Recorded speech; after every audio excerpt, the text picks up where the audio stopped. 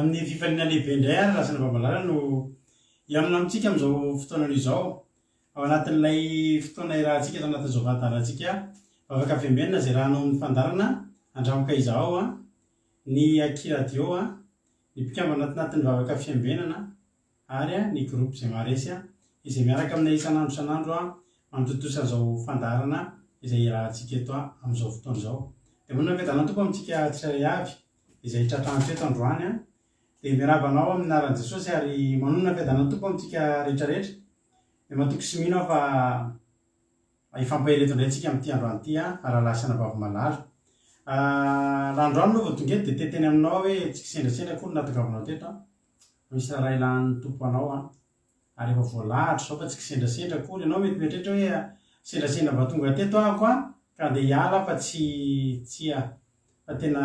sitrapon'Andriamanitra ny atakavanao eto ary matoky sy mino fa hisy feo an'Andriamanitra tianao hoeniny a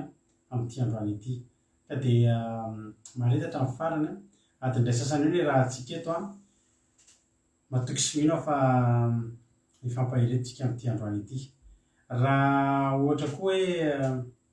tamin'ity androany ity ianao no efa paketo a dia miarabanao ihany koa zay ary mitenanao hoe misaotra anao a mbola tonga miaraka aminay eto indray androany dia tena ifampahiro tokoa moa tsika androany raha mahatratra amin'ny farany ianao raha mbatsika erika no niditra teto voalohany dia nitsodrano aminao raha nabavy erika dia hoe tahaka ny Daniela ilay nitenenin'Andriamanitra hoe aza matahotra avy Daniela fa tamin'ny fotoana nivavahanao voalohany iny dia efa ren'Andriamanitra ny bavakao ren'Andriamanitra ny bavakao a ianao zany raha nabavy erika tena tsisy vavakao latsaka izany io natren'Andriamanitra fa aza manana aza matahotra manana toky fa tsy lavitra anao Andriamanitra fa mihaino anao a eo andrilanao eo foana izy dia mahereza ary tokony olona mpitondram-bavaka be ianao a raha izany tsodrano izany dia mahereza dia mahatanjah dia maharetatra amin'ny fany mpanatena amin'ny ankonanao a raha nabavy erika kataka tahiny Jesosy a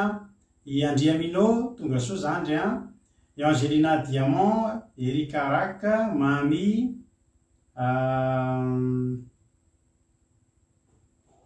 izavy i Koda Léonie Tojo Mikael artizana de Madagasikara Rodine Marie ihany koa i Razana Monika Eliana ohatrany hoe miraikiraikitra kely ny connexion ve sa hoe ahoana ary izy zany tokony tsiraikitra ve manambotsoa tahiny Jesosy Koda Léonie Tojo Mikael artizana de Madagasikara Rodine Razana Monika Marina Tiana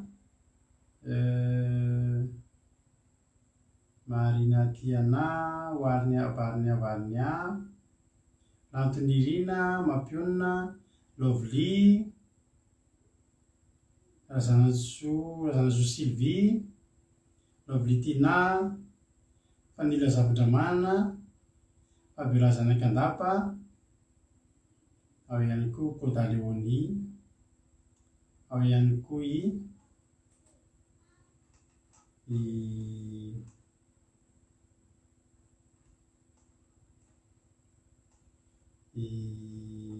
izavy Erizany Benja Zamina Kamaradin'i Jesosy Marijo Fabiola Zanakandapa Mapionina Angelina Suzelle Tsiry Amboaramiel Yama Niana Mainisoa Rosine Verselina Ferana Rakoto Aloe Vera Manavavy Marijo Tongasoa Fity Tina Rakoto Arzaka Bartella izay koa Razana Monika tahiny Jesosy daholo tsika menakavy a dia mahareta hatramin'ny farany daholo fa be zay mahita anareo a androany dia fampaheritsika ary teteny aminao hoe maharetatra amin'ny fanany fa afinaritra ny fandarintsika androantsika hivavaka fanombohantsika hiaraka amin'ny ranavavitsika Angela io zany hoe Angelina Diamant zany anarany any Chine ny vavaka fiambenana no vavaka fanomboana ny anomboka aorian'izay tsika eny fijona vavolombelona mahafinaritra be a dia aorian'izay tsika eny tenin'Andriamanitra hiaraka amin'ny ranabavitsika Fabirazanan-Kandapa dia mamelabelatra ny tenin'Andriamanitra dia vavaka firenentsika hiaraka amin'ny ranabavitsika Eliana na ranabavy Aina zany. Ndao aritsika aloha ametraka ny fotoana am-pilatan'Andriamanitra ndao hivavaka ho an'izao fandarana zao ametraka ny fotoana am-pilatan'Andriamanitra. Tany tompo ranabavy Angela io Angelina Diamant hanao ny fitenenana.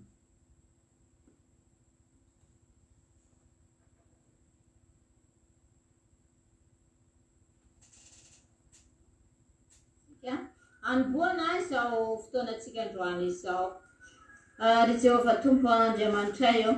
Andriamanitra iray mahita ny zavatra rehetra tokoa ianao,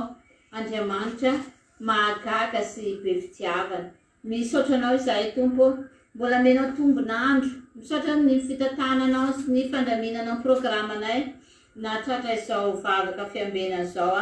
izay tsirairay avy. Mankasitraka ny amin'ny fitantananao, mbola navahanao izahay tafahoana eto indray Jesosy misaotra tompotianay satria dia amin'ny toerana samihafa izahay no natambatra ao iray amin'izao programa izao. Ianao Jesosy mahalala ny mombanay tsirairay avy, ianao no mahafantatra ny any am-ponay tsirairay avy any. Apetraka aminao an'io Jesosy ty fandarana ataona eto ity. Ianao ny no andahatra ny programa rehetra na mivavaka izay atao zany. Connexionnay Jesosy akina tanteraka aminao mba ho tafita soamantsara izay teny tianao ampitaina aminay an'io. Ny mpanomponao izay rahanao mitondra teny eto an'io Jesosy fa nanao masina ny hanazava azy ireny, ampatanjaka ny heriny hatrany hatanteraka izany asanao izany. Ho anay tsirairay avy izay mihaino kosa Jesosy dia ahery no famandrahanay ho voky ny teninao ny fanahinay Jesosy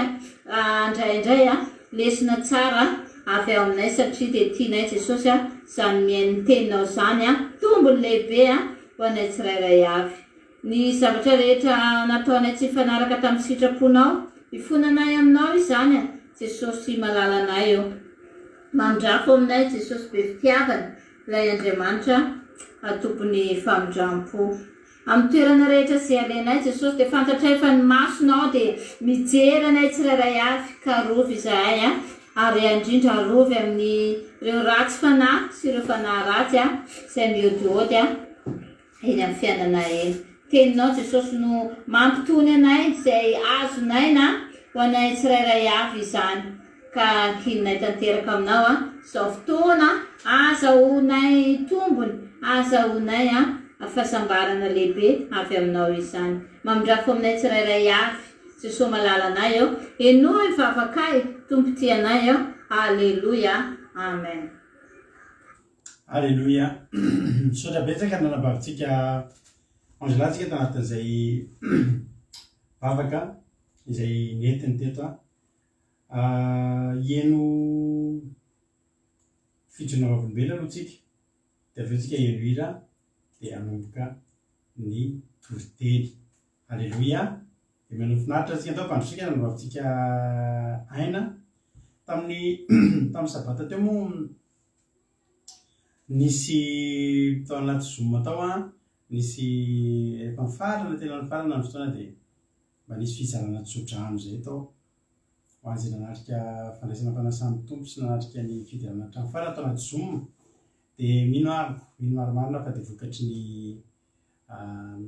tsodrano izao zavatra izay resahana ijona vavolombelona eto ho voninahitra Andriamanitra rery ihany ndao ary tany tompo ranabavy Aina ianao ny ijona vavolombelona.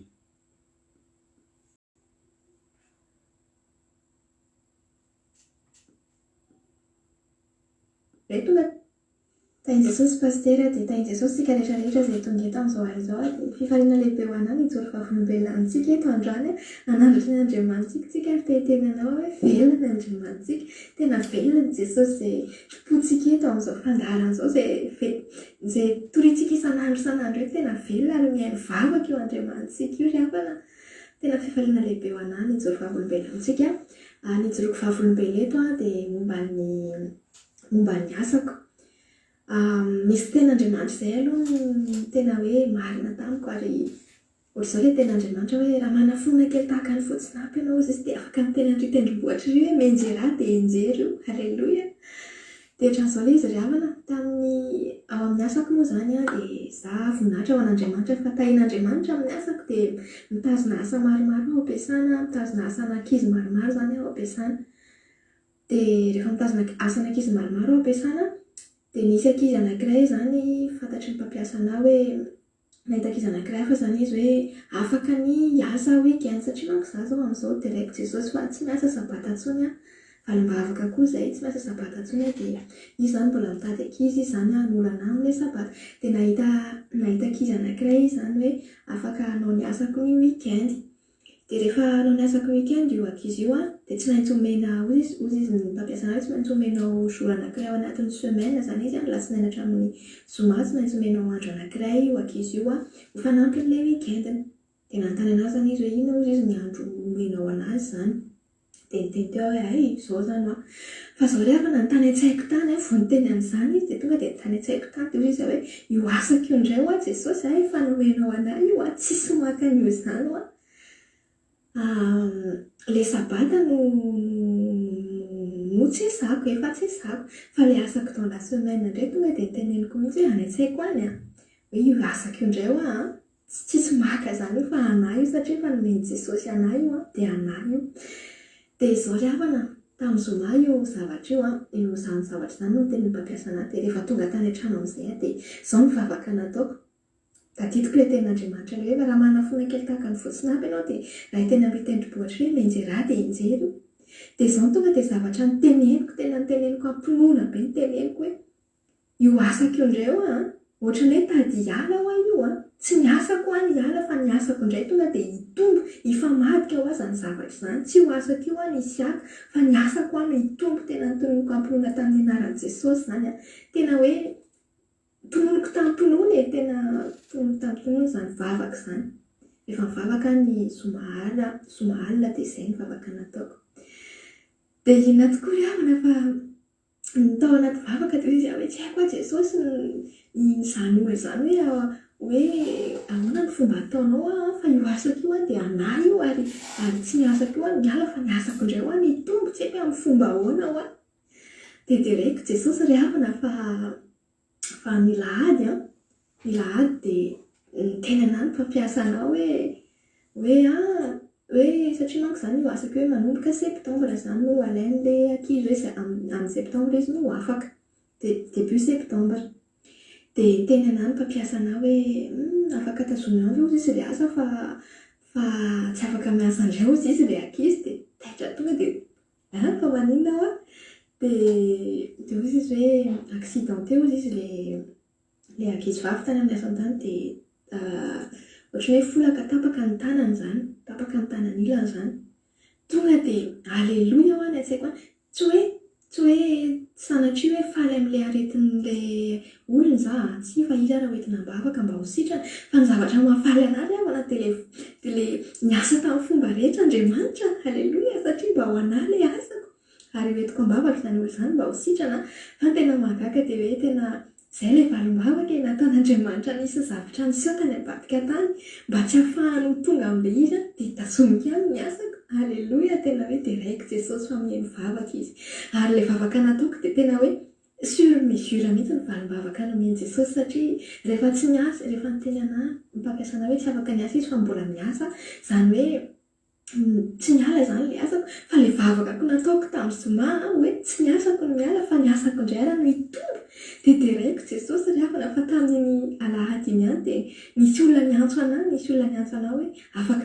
afaka miasa aty amiko ve ianao ohatran'izao. Alleluia dia hitombo ny asako ry havana tena hoe tsy takatry ny saiko izany fiasan'i Jesosy izany fa tena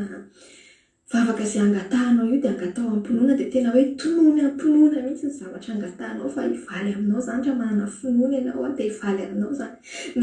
to dia valim-bavaka tena araka ny zavatra niteneniko mihitsy hoe miasako tsy miala fa niasako indray ara no hitombo dia tena rak'izay mihitsy ny zavatra misy hoe ravina voninahitra ho an'Andriamanitra dia mahireza ianao aza kivikivy ianao fa ny vavahady efa rehefa mangatadafaka dia angatao ampinoana mihitsy izany fa aza misalasala tena aza misalasalanao mihitsy ny zavatra angatahanao na ngeza na kely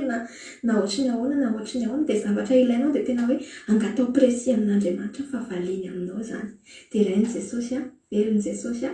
mankasitraka antsika rehetrarehetra ny aino tain'i Jesosy daholo. Alleluia, misaotra betsaka ny ranam-baviantsika tanatin'izay fijona vavolombelona izay. Rehefa ny zavatra no inonao dia Andriamanitra koa tena manao. Dia hitanareo rehefa misy zavatra tian'Andriamanitra tongavana dia ataony ny zavatra rehetrarehetra mba hatongavana iny. Eritreretinao fa na dia hoe ity izao tontolo izao ty ary no ravan'Andriamanitra ho anao na ho akisany ary ny tendrombohitra ho anao dia ataony izany. Dia hitanareo fa nisan'ilay zavatra nitranga toy izay marihana fa tsy hoe mampalaitsika koa no efa mazavain'ny ranam-pahaviana moa izay tsy hoe ilay accident nahazo any olona ny ifalitsika fa iny zavatra iny dia raha antsika manaiky fa nataon'Andriamanitra nitranga mba handaminany ny aty amin'ny ranam-pahaviana. Dia jereo tsara fa iny zao zavatra tsy grave koa zao nahazo an'iny ankizy iny.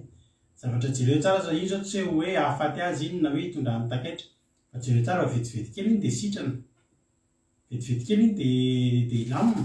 Tsy le izy tradozany zava-dehibe tamin'Andriamanitra fa tsy maintsy natao izay mba hahatongavan'ilay asany aina ho voatazona. Ary izy dia ka very aza fa ny fanohatra tamin'izay nitranga raha henonareo tsara izy teo voameny tombo indray ny asany izy nefa fa tsy miasa sabata ihany. Marihana fa anisan'ny olona tahin'ny tompo eto resaka asa zany dia anisan'ny olona tahin'ny tompo eto izany ranam-pahaviana kely izany. Isaorantsika n'Andriamanitra izany ary ho azy ny voninahitra satria ny Andriamanitsika eto dia Andriamanitra mitahy ary Andriamanitra tena mitsodrano ary manome malalaka. Misaotra ny ranam-pahaviantsika atao anatin'izay dia tongava amin'ny ambony indrindra misaotra ny Angelina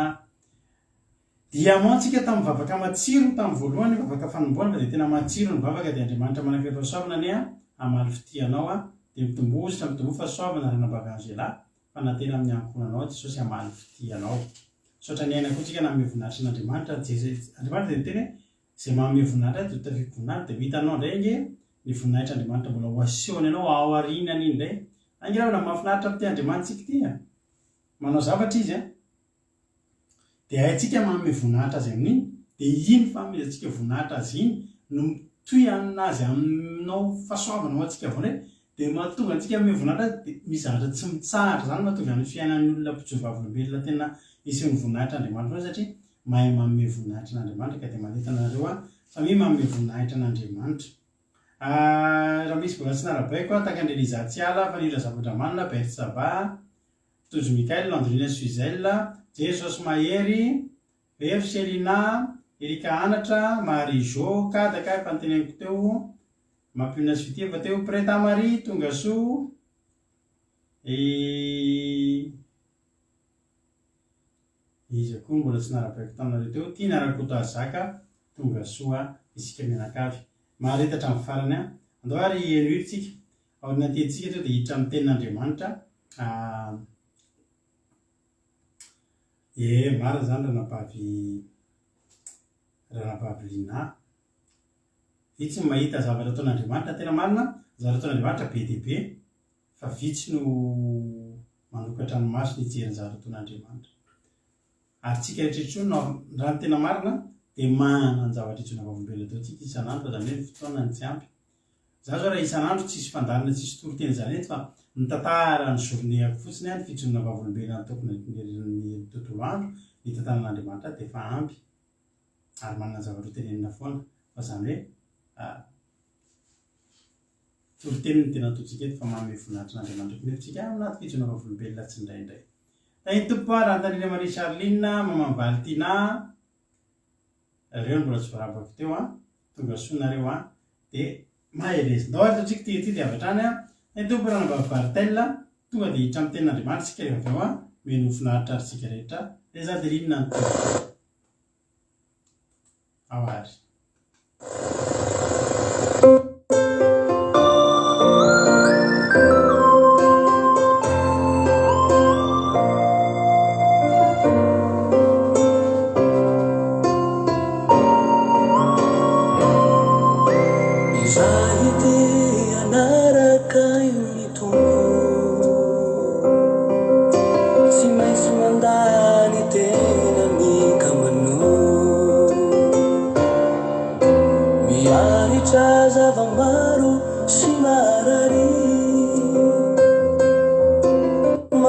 tsy tena mamy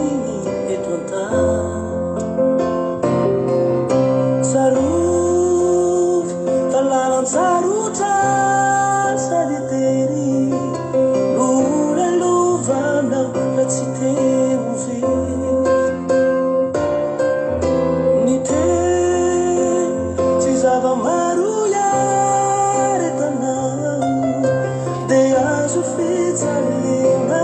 olanjainao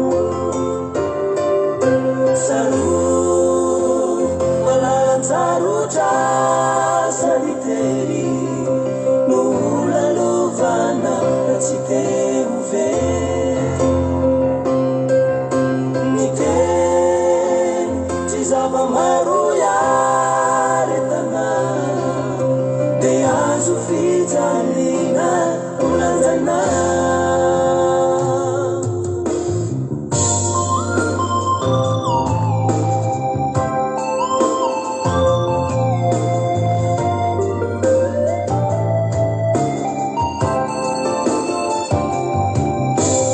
besakile ngulole zay maniry ilalakasiano pandesoto kanefa ny fomba ratsy tsy tiloarina ny vavaka tao ny anefa tinovalina na eo azandefa ny zany rehetry zany ny miaritra ho any tompo ho vita ihany fa ny faretanao hatramin'ny farany no vokatrao jenjainao any amparany na eo azanefa ny zany rehetry zany ny miaritra ho any tompo ho vita ihany fa ny faretanao hatramin'ny farany no vokatrao jenjainao any amparany raha teo vonjeny anao raha teo vonjeny anao raha teo vonjeny anao tsy maintsy mamoa tsy maintsy mamoa raha teo vonjeny anao raha teo vonjeny anao raha teo vonjeny anao tsy maintsy mamoa mamoy ny zavatra rehetra ho aminao mamoy keo ny filany ny fombao ary mandà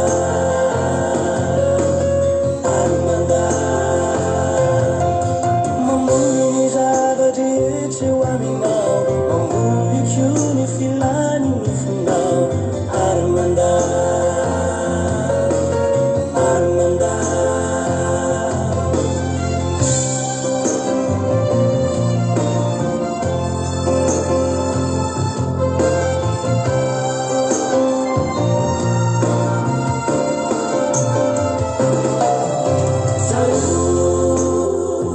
lalan-tsarotra sady tery lolalovana na tsy teo very ny teny tsy zava-maro iaretanao dia azo fijaliana olanjainao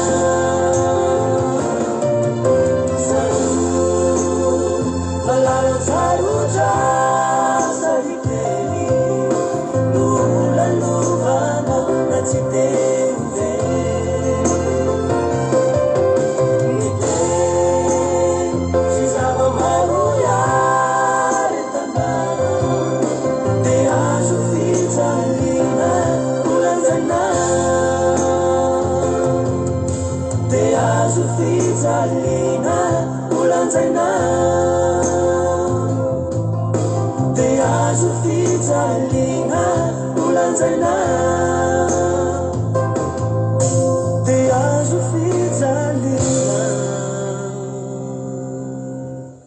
olanjaina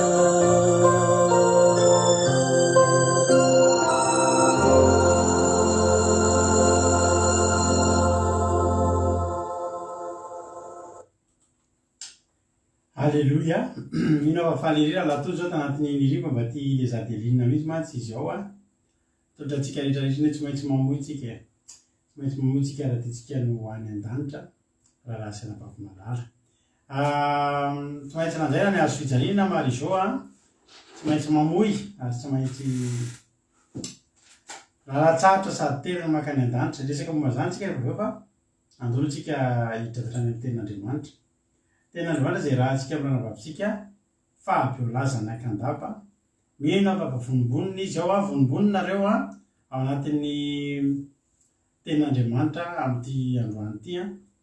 Dia raha mbola misy tsy voaravako aloha dia arabaiko ihany a ianareo a, ohatran'ny efa niteo ihany ngamba niteo a, mbola tsy nisy olona voaniditra.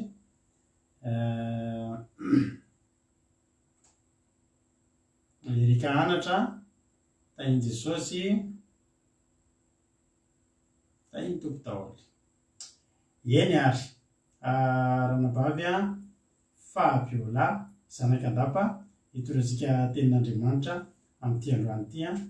Dia andao ary ampandrosoantsika izy. Aiza izy.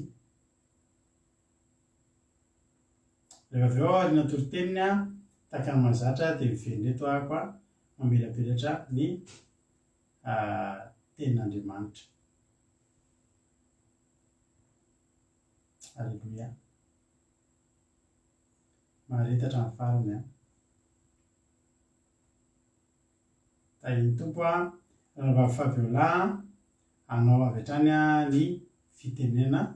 dia tsika menakavy kosa mihaino finaritra. Tahiny Jesosy.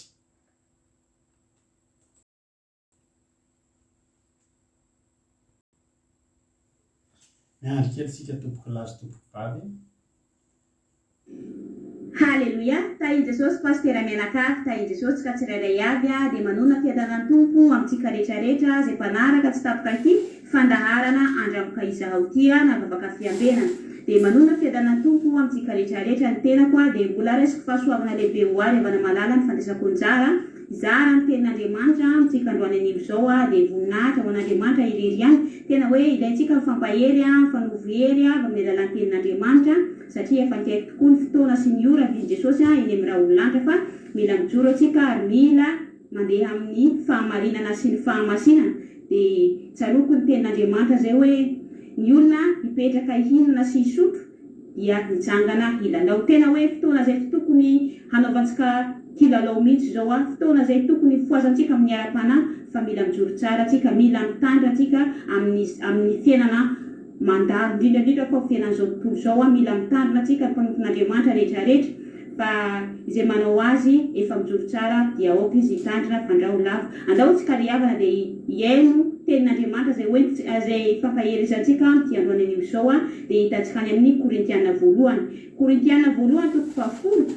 andininy voalohany ka hatramin'ny 4:20. Korintiana voalohany 2:10 andininy voalohany ka hatramin'ny 4:20. Raha miara-mahita tsika dia vakintsika amin'ny anaran'i Jesosy. Ny soramandry dia vakintsika avy hatrany amin'ny anaran'i Jesosy. Fananarana fandrao misy manara-po araky ny nofo ka tratry ny loza. Andininy voalohany amin'ny anaran'i Jesosy. Fa tsy tiako tsy ho fantatra reo ry rahalahy fa ny razantsika rehetra dia tamban'ny rahona ary izy rehetra namaky ny ranomasina ary izy rehetra dia natao batisa ho amin'ny Mosesy tao amin'ny rahona sy ny ranomasina ary izy rehetra nihinana ny fihinam-panahy iray ihany ary izy rehetra nisotro amin'ny fisotrom-panahy iray ihany fa nisotro tamin'ny vatolampy-panahy izy izay nanaraka azy izy ary Kristy zary vatolampy izany. Nefa ny ankabeazany dia tsy sitrak'Andriamanitra fa naringa ny tany anevitra ary izany zavatra izany dia tonga anatra ho antsika mba tsy ho mpilazava-dratsy isika toy ny lany ireny ary oka tsy ho mpanompo sampy ianareo tahaka ny sasany tamin'ireny araky ny voasoratra hoe ny olona nipetraka hihinana sy hisotro dia nitsangana hilalao ary oka tsy hijangajanga isika tahaka ny sasany tamin'ireny ka 3 arivo andro alina noringana indray andro ary oka tsy hakafanahy ny tompo isika tahaka ny nakany sasany tamin'ireny fanahy azy ka maty ny menarana ireny ary oka tsy monomonina ianareo tahaka ny sasany tamin'ireny izay maty ny mpandringana, ary izany dia nanjo azy mba ho anatra sady voasoratra izany ho fananarana antsika izay niharany faran'izao tontolo izao. Koa izay manao azy efa mijoro tsara dia aoka izy tandrina fandrao lavo. Haleloia. Koa izay manao azy efa mijoro tsara dia aoka izy tandrina fandrao lavo. Raha namaky ny tenin'Andriamanitra iny tsika riavana dia izao no afatra ho asianao, izao no afatra ho antsika tsirairay avy kristiana malala mpanompon'Andriamanitra. Oka itsika hitandrina, mila fampitandremana, mila mitandrina atsika, mila fampitandremana atsika miaraka amin'ny Jesosy, miaraka amin'ny tompontsika isan'andro eny amin'ny lalana izay alehantsika eny, mila mitandrina atsika. Mety be dia be zavatra mety asolavaka, mety be dia be zavatra mety hampienjery, mety be dia be zavatra mety hampiempotra, hampivelin-dalana, mety be dia be zavatra izay tena hoe tsy ahatafitantsika mihitsy, fa mila mitandrina. Zany ny afatra sy zavatra tian'Andriamanitra ampitena amintsika androany. Mila mitandrina atsika amin'ny lalana izay alehantsika, fa fantatsika tsara fa efa nikaiky Jesosy, efa nikaiky ny fahavian'ny tompontsika, tezitra mihitsy, efa tezitra be ny devoly dia mitady hevitra izy antavonany ny mpanompon'Andriamanitra izay efa mijoro tsara, mitady hevitra izay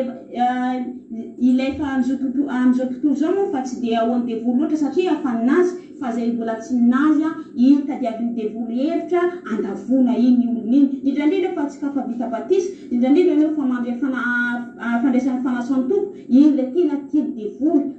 horobatana, tena tia devoly handratranao sy andavonao. Dia mila mitandrina atsika, fa devoly fahavalontsika dia mandehandeha tahaka ny leona miherina mitady izay harapany, fa mila mitandrina atsika ry mpanompon'Andriamanitra, ry fiangonan'i Jesosy Kristy rehetrarehetra, fa mila mitandrina atsika amin'ny lalana izay alehantsika eny, mila fampitandremana. Andiny voalohany ny razantsika rehetra moa sisy tambany rahony, izy moa tenenineko ny razantsika rehetra tambany rahony, izany hoe zanak'Israely rehefa navoaka an'Andriamanitra amin'ny tany Ejipta dia tsy maintsy namaky ny ranomasina moa, fantatsika tsara fa zanak'Israely dia namaky ny ranomasina mena, ary niteny Andriamanitra tamin'ny Mosesy dia lazao ny zanak'Israely raha miroso foana dia nomen'Andriamanitra hery sy fahefana Mosesy tamin'ny tehany izay tamin'ny tanany Mosesy dia nasandrasandre Mosesy zany ilay tehany dia nisokatry ny ranomasina iny satria efa nomen'Andriamanitra hery sy fahefana Mosesy dia nisokatry ny ranomasina iny ary tany mena zany nandehanany zanak'Israely, tena hoe vovotany zany nandehanany zanak'Israely, fa fantatsika tsara fa tavita soamantsara ny zanak'Israely fa ny Farao sy ny firongony dia tongotra sy potika tao anatin'ny rano, ary Ejiptiana izay nanenjika koa dia tao ny Ejiptiana sy ny soavaliny sy ny miaramilany dia potika sy levona tao anatin'ny rano tao koa, fa zanak'Israely dia tavita soamantsara. Andiny voalohany, ary izy rehetra dia natao batisa ho amin'ny Mosesy tao amin'ny rahona sy ny ranomasina. Atsika mahatsapa, atsika mahalala izay rehefa atao batisa dia tsy maintsy hoe maty ianao dia nitsangana tamin'ny maty, izany hoe nivonona aloha ny momba ny tenanao, maty ny momba ny tenanao rehefa nalentika tao anatin'ny rano anao, rehefa nitsangana tao dia nandray herin'ny fanahy masina dia vita tombo-kasen'ny fanahy masina dia lasa zanak'Andriamanitra. Haleloia. Dia vita lasa zanak'Andriamanitra ianao, tsara be zany. Andiny ny fahatelo, ary izy rehetra nihinana ny fihinam-panahy iray ihany, ary nisotro amin'ny fisotro-panahy iray ihany, ary fa nisotro tamin'ny vatolampy fanahy izay nanaraka azy izy, ary Kristy izany vatolampy izany. Haleloia. Teny amin'ny lalana izay nalehan'ny reto Israely reto ry havana dia mana foana ny fisakafoanan'izy ireo, ny mana foana ny fisakafoanan'izy ireo sy ny papelika, izany hoe Andriamanitra no nanome sakafo ho an'ny reto zanak'Israely reto hanenefitra. Fantatsika tsara fa tsy misy ninonina any, fa Andriamanitra no nanome mana izy ireo, ary voalaza eto amin'ity fonoteny ity, ary Kristy izany vatolampy izany hoe manambara zany fa efa nisy hatrizay Jesosy Kristy, ary niaraka tamin'ny zanak'Israely Jesosy tamin'izany fotoana izany, satria voasoratra eto hoe i Kristy no izany vatolampy izany hoe manambara fa Jesosy Kristy efa nisy hatrizay fa niseho tamin'ny endriky maha olombelona izy rehefa tonga tetỳ ambony tany, efa izy efa tany taloha be tany izy fa ary Jesosy fa tsy hoe voateraky izy dia tsy hoe izy tonga taty ambony tany zay vao nateraky ny Maria fa efa nisy efa ela be tany Jesosy. Halleluja. 15 ary nefa ny ankabeazany dia tsy sitrak'Andriamanitra fa naringany tany anefika. Naninona moa Andriamanitra nandringana reto ankabeazany reto Israely reto tany anefika? Tsy Andriamanitra ve no nitariky nitondra ny zanak'Israely nivoaka avy tany Egypte namaky ny ranomasina reny? Raha mamaky tsara tsika ry havana dia amin'ity teny ity hoe izy rehetra samy ohatra zany izy rehetra namaky ny ranomasina. Tena fahagagana be zany, tena nahita mirakla ireto zanak'Israely reto ary manafona ny sakafoanan'izy ireo tsy ny pampelika ary natao batisa vita batisa izy ireo ary tena hoe voky fahasoavy samby nahazo rary sy soa tamin'Andriamanitra izy ireo samby nahazo njara tamin'ny fahasoavana sy ny fanambinana tamin'Andriamanitra nefa ankabeazany sitrak'Andriamanitra. Naninona moa ankabeazany izy reto zanak'Israely reto tsy sitrak'Andriamanitra? Satria amin'ny 17 izy milaza nisy fanompontsampy tao ary mananatra antsika ny tenin'Andriamanitra ity tantaram-piainany reto zanak'Israely reto fananarana ho antsika. Aoka ianareo izy araka ny tenin'Andriamanitra dia tsy hanompo sampy ianareo tahaka ny sasany tamin'ireny araka ny voasoratra hoe ny olona hipetraka hinana sy sotro dia nitsangana hilalao. Aoka tsy hanompo sampy tahaka an'ireny mananatra antsika ny tenin'Andriamanitra ary arina ity tantaram-piainany zanak'Israely reto fananarana ho antsika. Dia nanompo sampy zanak'Israely atsika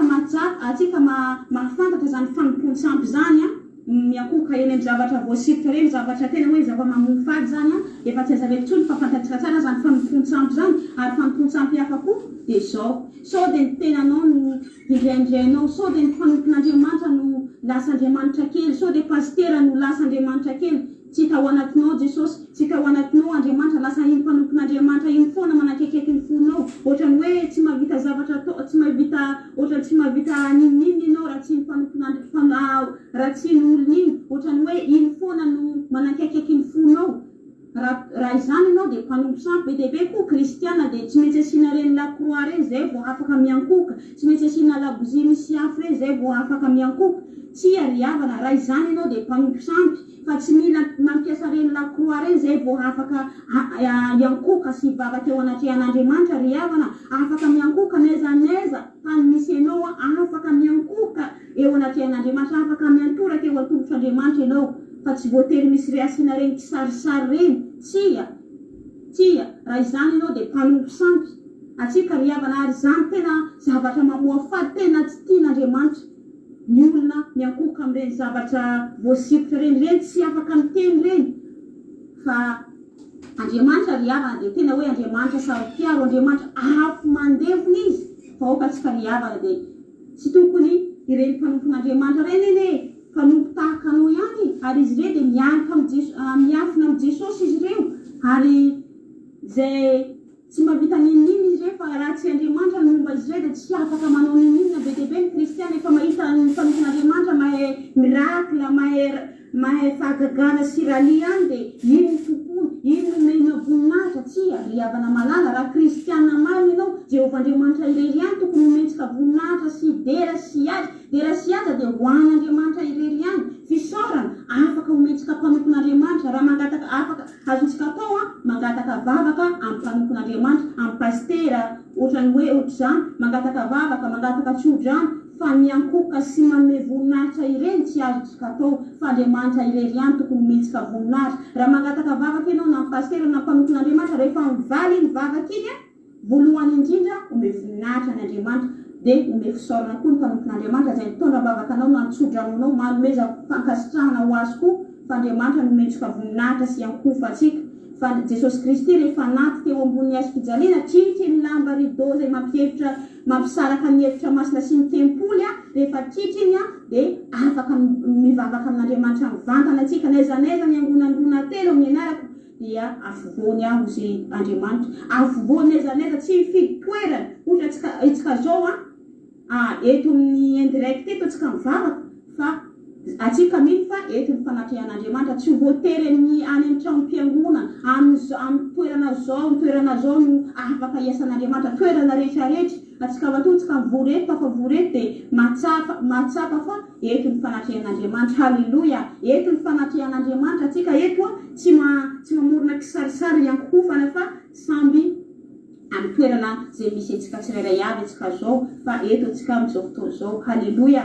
Oka tsy jangajanga ozy izy ny tenin'Andriamanitra koa oka tsy jangajanga ianareo tahaka sasany tamin'ireny ka maty ny mpandringana. Ry havana malala fijangajangana koa ry havana dia tsy hoe olona mampirafy roa na telo lazaina hoe mampirafy fa ianao araka ny tenin'Andriamanitra zay hoe raha misy lehilahy mitady vehivavy hila azy dia efa mijangajanga tao am-pony sahady izy na nieritreritra anao azy efa mamitaka anao. Dia oka tsika ry havana dia tsy hanana eritrerit-dratsy tahaka an'izany na dia ny olona rehefa manao firaisana alohan'ny fanambadiana dia efa mijangajangana zany raha tsy vita fanamasinana ny vadiana efa fijangajangana zany ny mason'Andriamanitra. Tena hoe mila mitandrina atsika ry kristiana ry mpanompon'Andriamanitra mila mitandrina be dia be ny olona zany tsy hitan'ny olona dia manao any ambadibadika any nefa Jehovahandriamanitra mahita zavatra ataonao aza manao zavatra ohatran'izany fijangajangana zany mason'Andriamanitra ho anao lehilahy efa manambady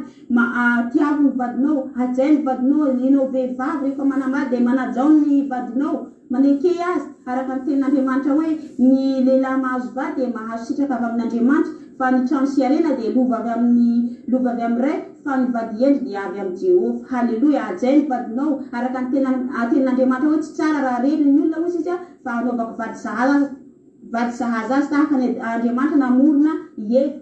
atao vadiny Adama satria tsy tiany ohatrany hoe tsy tsara raha rery Adama satria nanamboaran'Andriamanitra vady ny sahaza azy Eva zany dia tena hoe nanamboaran'Andriamanitra vady sahaza azy ho anao manambady koa dia ajao ny vadinao fa ino ny vady zay sahazanao nomen'Andriamanitra ianao dia ajao ny vadinao karikare tsara ny vadinao dia raha misy zavatra tokony azonao anampiana ny vadinao dia ampio izy amin'ny zavatra zay tokony iarahana dia rehefa mody evy miasa anao dia tonga dia mivantana ny vady aman-janaka anao aza mandeha aty sy eroa fa mandehana karikare tsara ny vadinao ajay tsara izy fa zany sitrapon'Andriamanitra. Halleluja. araka ny teny any amin'nika hoe oka tsisy amitaka ny vady ny fahatanorana fa manaja ny vadinao aza mijangajanga fa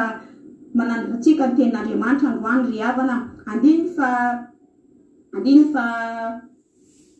fa sivy atsika zao ary oka tsy haka fanahin'ny tompo ary oka tsy haka fanahin'ny tompo isika tahaka nakany sasany fanahy azy ary oka tsy monomonina ianareo tahaka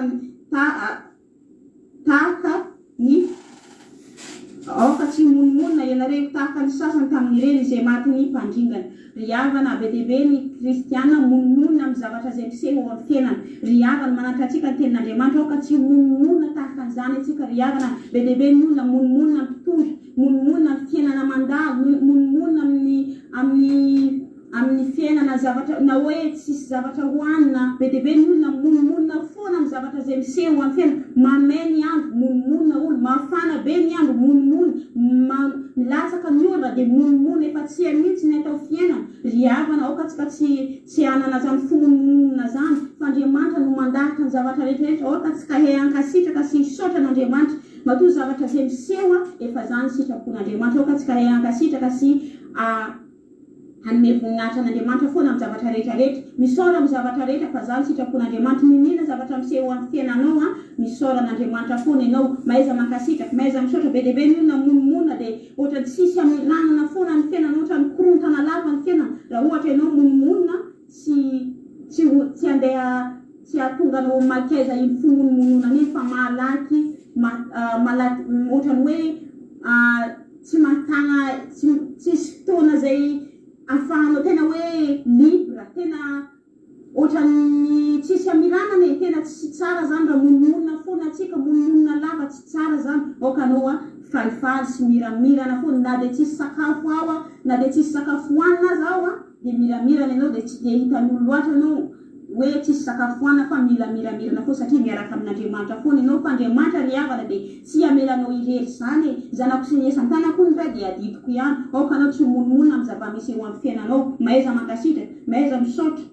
haleloia fa hiasa eo amin'ny fiainanao any Jehovah Andriamanitra raha toa ka velom-pisaorana foana velom-pakasitrahana foana ianao eo amin'ny fiainanao tahinao sy iaronao any Jehovah Andriamanitra haleloia andiny farak'ambin'ny folo ary zay dia nanjo azy mba anatra sady voasoratra izany fananarana atsika izay niharany faramijorotory zao koa zay manao azy efa mijoro tsara dia aoka izy hitanina fandrao lava zany hoe mila mitandrina tsika rimpanompon'Andriamanitra re mila mijoro tsara koa tsika na dia nihinana finampanahy iray ihany na vita batisa ianao na dia nisotro-panahy iray ihany fa nefa fananarana atsika zany ireto tantaran'ny zanak'Israely reto fa ankabeazany tsitrak'Andriamanitra raha toa ka mbola miaina amin'ny zavatra ohatran'izany ianao dia anisany mba anisany horingana ianao fa hiasa aminao any ny fanahy masina amin'ity fotoanan'io zao hikasiky ny fonao anovany zavatra zay tsy mety ninina zavatra nikorontana tao amin'ny fiainanao dia ampiarina zany amin'ny laonany ny fanahy masina amin'ity androany ity ary hikasiky ianao anovany tantara amin'ny fiainanao zay nikorontana zay zavatra zay nahavarinanao tany dia Andriamanitra ane no hanovany tantara amin'ny fiainanao ary ampianatra anao hampandehanao amin'ny lalan'ny fahamarinana dia samy tahin Jesosy daholo tsy ka tsirairay avy mino fa nampaherenao zany teny izany dia afatra dia izao dia tsy azadiny mihitsy zay manao azy efa mijoro tsara dia aoka izy hitanina fandrao lava dia mila famitandrema antsika riambana malala dia saminao any ny fanahy masina dia tasiaronao any Jehovah ka hiaronao hamirapiratra ny tavany aminao any Jehovah ka hamindrafo aminao ka dia mandehana amin'ny fifalian'ny tomponao mandehana amin'ny hery sy tanjaka ary mandehana amin'ny fiadana raha mbola tsy tonga eny amin'ny raha olanitra moa Jesosy dia manaraka toy izao indray fampahery fanovihevy indray atsika avy amin'ny alalan'ny ten'Andriamanitra samy tahin Jesosy daholo dia veloma daholo mahereza daholo haleloia amen. Haleloia tena variana mihitsy avy amin'ilay toriteny mahavariana va fantatrao lavalava ihany ny toriteniny ny ohatran'ny 15 minutes nefa izy tena ingana be mihitsy misosasosa be zany hoe be dia be mihitsy zavatra voateniny zany tao anatin'izay fotoana izay tena hoe tena raha ny litera izy ary izy ohatra hoe mitoriteny miteny miadana eto hoe izy any mitoriteny miteny miadana kely eto amintsika eto zao ohatra hoe ranabavy ama ohatra na izy ary ilay miteny izy dia miteny miadana kely tena resy be dia be mihitsy ilay litera hotany tompony ranabavy fampilazana kandapa tany tompany ianao tamin'ny asan'Andriamanitra izay vitanao dia tena mino fa nakasika ny olona rehetrarehetra izay tonga teto zany mino fa voakasika ny mpiaino ary tokony akasika anareo ilay miteny tokony akasika antsika menakavy izany teny fananarana izany tany tompo hoe pasteur Rondro Samily Fintso izay koa mbola tsy voatoroko teo izay kama mbola hitako Razana Monika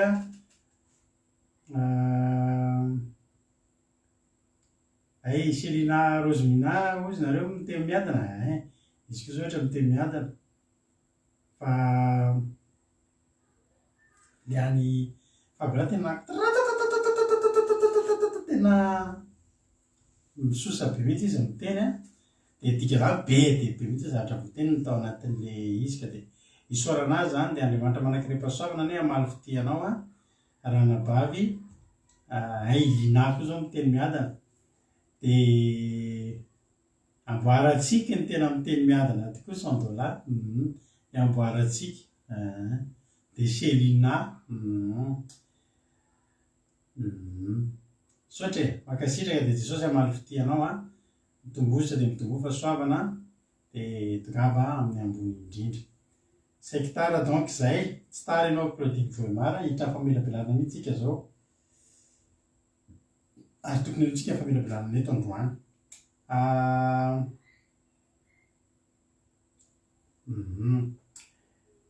mamavaly teny ambiny Tsomakrina Koda Leonine tena miteny miadana marina. Marina ny teny marina ny teny Nabetsomahakirina fa i Koda Leonine tena miteny miadana indrindra marina zany. Korintiana voalohany toko 10. Aleluia. Andininy voalohany hatramin'ny 12 no vaky fizahako mankany hatramin'ny andininy 13. Ndavary lasaritsika amin'ny anaran'i Jesosy. Fa tsy tiako tsy ho fantatrareo. Paoly moa rehefa manoatra dia sy niazay haingo teny zay. Io zao tokony avy teny ohatsy hoe tiako ho fantatrareo. Asiany tsy ato dia asiany tsy ato. Fa tsy tiako tsy ho fantatrareo. Ny dikan'izany fomba fanoatra zany dia mizara tena tena tsindriana mihitsy hoe tena tsy tiako hoe tsy ho fantatrareo. Afaka mitondrika hoe tiako mba ho fantatrareo. Fa miteny hoe tiako mba ho fantatrareo dia vozinareo efa henoko foana zany. Hozy Paoly tsy tiako tsy ho fantatrareo rahalahy. Tsy tiako tsy ho fantatrareo. Fandrazantsika rehetra dia tambanin'ny rahona. Izy ireo dia namaky ny ranomasina. Izy ireo dia natao batisa ho amin'ny Mosesy tao amin'ny rahona sy ny ranomasina. Ary izy rehetra ninona ny finam-panahara ihany. Marina aloha zay ny batisa tao amin'ny Baiboly dia tamin'ny batisa voalohany nisy indrindra tao amin'ny Baiboly dia zanak'Israely nidina namaky vaky ny ranomasina mena dia iny ny batisa ny zanak'Israely tamin'ny andron'ny Mosesy tsara fantatritsika zany. Iny zany ny batisa voalohany indrindra izay natrehan'ny nisy teto an-tany. Dia batisa ny zanak'Israely tamin'ny ranomasina rehefa niampita avy tany Egypta. Iny zany endriky ny batisa iny. Ary izy rehetra dia nihinana ny fihinanam-panahara ihany. Izy rehetra nasotro tamin'ny fisotrom-panahara ihany. Fa nasotro tamin'ny vatolampy fanahy izay nanaraka azy izy ary Kristy zany vatolampy zany. Daholo tsika resaka ny vatolampy io. Ole tenin'Andriamanitra hoe Kristy zany vatolampy zany. Nisotro tamin'ny vatolampy fanahy izay nanaraka azy izy ary Kristy zany vatolampy zany. Ao amin'ny Baiboly tena nefitra teny rehefa makitsika ny amin'ny Nomeria dia mahitatsika raha ny amin'ny Deutéronomie mahita vatolampy anankiray mahavariana tsika. Io vatolampy dia ilay tena hoe vatolampy afo vato. Ny dikany hoe afo vato dia mafy be mihitsy. Misy karazana vato samihafa. Tsika zao mahafantatra tsara fa misy vato mafy be mihitsy le vato le mora vaky ireny. Mahafantatra vato bota nareo. Vato bota dia alefany anaty rehefa manao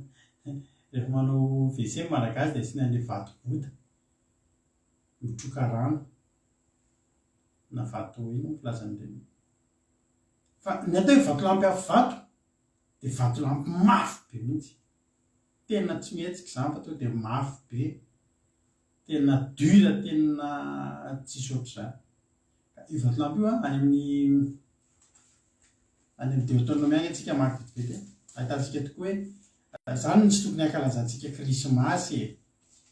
anisan'izany. Jesosy ry havana. Efa hazavaina amintsika fa hoe avy ny fotoana efa tsy hoe dia tonga ny Desambra dia nazavana antsika izany dia misy amin'ireo zao tezitra aminay mahazo fera marina koa. Mahazo fera fampiazana teny dia vato ohatrany makarakaro marokoroko ireny izy. Ireny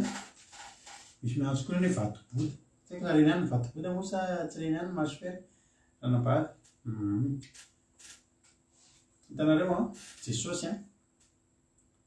voalohany indrindra tsy teraka tamin'ny 25 Desambra. Ireo zany tonga dia zavaiko izao. Dia aza tezitra aminay intsony nareo amin'ny Desambra fa hampianatra an'izany ndray amin'ny Desambra raha mbola entotsika raha mbola tsy tonga eny amin'ny lanitra Jesosy. Jesosy tsy teraka tamin'ny 25 Desambra. Ary Jesosy dia efa teo foana. Fa natao ho lasa lofo izy tamin'iny naterahany tao an-tranon'omby iny mba hahafahany ho lehibe dia hahafahany hibaby ny helokantsika.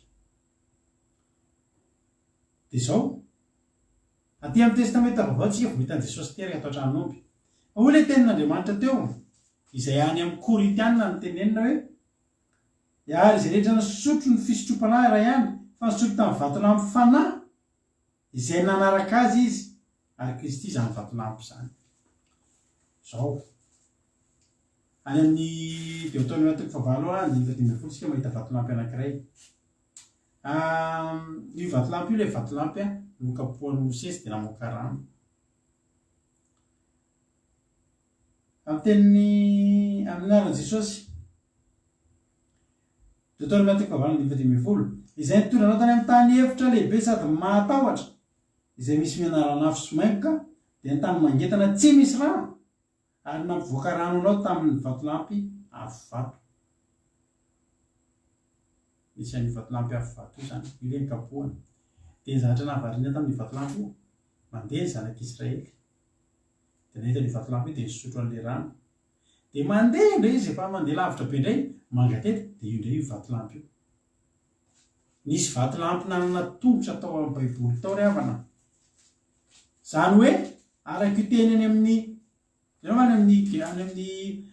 Deutéronome atoko faharoa amby telopolo andiny fahatelo amby folo rehefa niry Mosesy de mbola niray indray momba ny vatolampy io izy Deutéronome atoko faharoa amby telopolo andiny fahatelo amby folo nampandeha azy teny ambony avoana amin'ny tany izy ka nohaniny ny vokatry ny sa nampisesitra azy tantely avy teo amin'ny vatolampy izy sy diloilo avy teo amin'ny vatolampy afo vato io vatolampy io a de teny am'izay toerana le zanak'Israely de nahita ny vatolampy io ohatran'ny hoe mandeha zany de mandeha tongotra 50 kilomètre anao de mbola io indray misy vatolampy de mandeha indray anao de io indray mbola misy an'le vatolampy de io vatolampy io tsy rano ihany no navoakany fa namenaka na tantely izy teo na tantely a na diloilo a na rano a nivoaka avy teo amin'ny vatolampy io ary fa rano no tena zavatra tena nosotroina tamin'izany tamin'ny vatolampy io zany hoe vatolampy mandehandeha manaraka amin'izay ale de io teneniny aty amin'ny Korinthiana mihitsy hoy tena loatra hoe de vatolampy fanahy izay nanaraka azy izy ary Kristy izany vatolampy zany Jesosy ry havana vatolampy manaraka atsika amin'izay ale atsika tsy tsika manaraka an' Jesosy any amin'izay alea fa misy ny fotoana Jesosy manaraka atsika any amin'izay ale atsika ary manaraka atsika hatrany anatin'ny laforme rehetra afo izy manaraka atsika hatrany anatin'ny fitahinana izy manaraka atsika hatrany anatin'ny efitra amin'ny lalina izy manaraka atsika hatrany anaty fifatorana any izy manaraka atsika hatrany anaty adi-tsaintsika sy adi-panahintsika any izy ny alehany any mitondra loha ranony tsy mbola mahafaty anao androandry mbola mahavelona atsika inona ny tsy ady efa nylalovana fa nisy vatolampy nanatongotra nandendeha nanaraka atsika teny amin'izay misy atsika te ary izy io nandendeha nitondra loha rano hoy Jesosy mantsy ozy le vehivavy any amin'ny Jaona toko fahaefatra any le vehivavy Samaritana mpameo amin'izany rano zany ao Jesosy hoe ianao izy raha isotro amin'ny rano romeko de tsy angetaheta intsony hitanao mbola nandeha indray le vatolampy any amin'ny Jaona alleloia fakitsika zany teny zany Jaona toko fahaefatra nakanaiza Jesosy tany Galily indray sy resaka natao tamin'ny vehivavy Samaritana de izy vehivavy nanankarano teo de sika ampifilapilatsy amean Jesosy de Jesosy hoe zay rehetra misotro ty rano ty de andininy fahatelo amby folo zay rehetra Jaona toko fahaefatra andininy fahatelo amby folo zay rehetra misotro ty rano ty de mbola angetaheta ndray zany hoe rano anao io raha nabavy tsy nakaizy io fa na izy izy misotro ny rano zay meko azy de tsy angetaheta mandrakizay fa na zay meko azy de lo rano miboboky ao anatiny ho fiainana mandrakizay ory ary vehivavy tamin'ny tompoko me ho azy any rano zany mba tsy angetaheta keto atsaka itsony alleloia amen Jaona fa tsy Joshua tsy Jaona ihany koa fa Jaona toko fahaefatra zay zany hoe ary amin'le Korinthiana ry de tena Jesosy io hoy tena loatra ary izy rehetra de nisotro ny fisotropana ray andro fa nisotro tamin'ny vatolampy fanahy azo elofana azo ijoroana alleloia mbola manome loha rano ihany koa de Jesosy zany Kristy zany vatolampy zany izy nefa ny ankabeazany de tsy sitrak'Andriamanitra fa naringany tany anefitra ny zanak'Israely rehetra samy misotro tamin'ny rano io daholo zany hoe zanak'Israely rehetra samy mitahin'ny tompo daholo fa tsy zanak'Israely rehetra ny tonga tany an-tany Kanana fa betsaka ny ringana tany anefitra ny antony de satria nanino namita mba nisotro an'le rano ihany fananota andriamanitra sary-piaro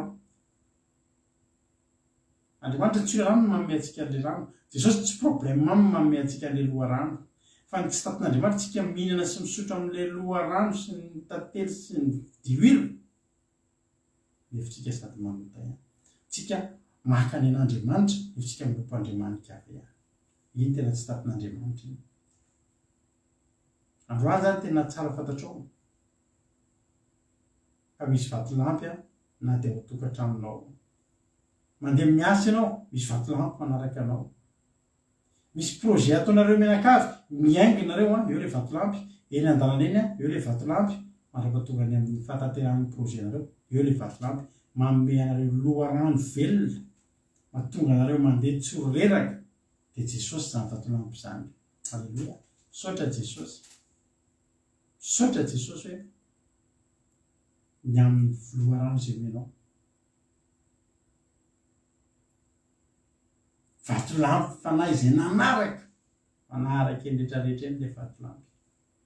raha tsy nanaraka io reraka ny zanak'Israely raha ihany io vatolampy avy vatotana ny efitra io fa nifindrafindra toerana izy alleloia raha ihany ny mpamelona anao io dia jesosy mifindrafindra manaraka anao amin'izay alehanao io saotra jesosy andiny fahenina zany zavatra zany dia tonga ho anatra ho atsika mba tsy ho pila zava-dratsy itsika toy ny ilany reny ny zavatra niseho to amin'ny baiboly misy zavatra ratsy miseho to amin'ny baiboly resaka fahafatesana resaka famaizana ary indrindrindra eny nosoratany reny andriamanitra tsy hoe tia hanoratra zavatra tsara foana tato amin'ny baiboly zava-mahafinaritra dia vita ny sahitena ditako fa tsara zany dia nisy voankazo dia nisy rano dia nisy biby dia mahafinaritra fa misy zavatra mampangovotra mampirora ato anaty baiboly ato dia nateny ny tany ireo olona zay mivadika tamin'andriamanitra dia natsepy tany anatin'ny lavaka ny lioan'ireo zay nepangany Daniel dia potipotika zany zavatra zany tsy hoe andriamanitra te tantara film horreur amintsika fa reny zavatra eny dia vorazan'ny ten'andriamanitra zany zavatra zany dia tonga anatra ho atsika bebe dia be maty ny mena rana tany anefitra tsika hay na zany tantara raty lasa ratsy tsy hoe tantara ny ratsy fa reny zavatra eny nataon'andriamanitra tonga anatra ho atsika tsika mila mandray mahay maka anatra ary aoka tsy hompanompo sampy ianareo tahaka ny sasany amin'ireny araka nyvoasotra hoe ny olona mipetraka inona sy sotro ary nitsangana ilalao ary aoka tsy jangajanga isika tahaka ny sasany tamin'ireny ka telo arivo amby roa alina nringana ny ray andro ina moravana ny azavaina amin'izany efa nazavaindrana Fabiola teo daholo zany mbola mazavaina aminao hoe inona ny atao manompo sampy ny azy ary napiny mihitsy fa tsy maka ny andadarabe sy mamarabe ihany ny atao manompo sampy fa navadinao io ary afaka ho sampy io raha io foana ny vadiko andao nyvadiko andao mba hanao an'izao ny vadiko andao mba asina publication mba nitarika fotoana dia ataony ianarana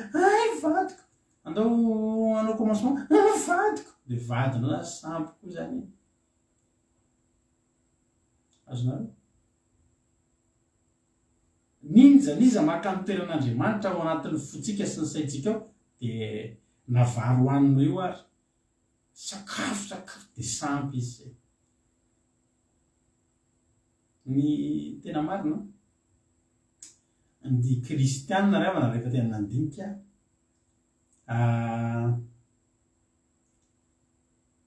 tsy dia tena tsy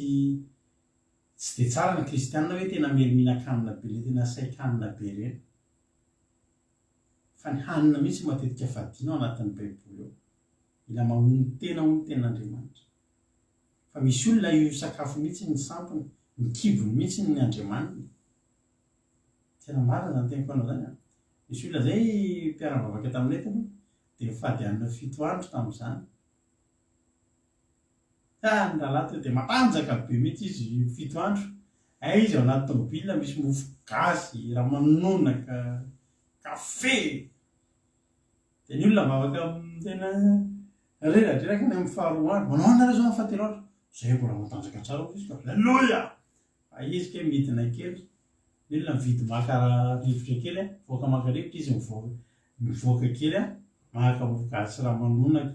verina ho any izy olona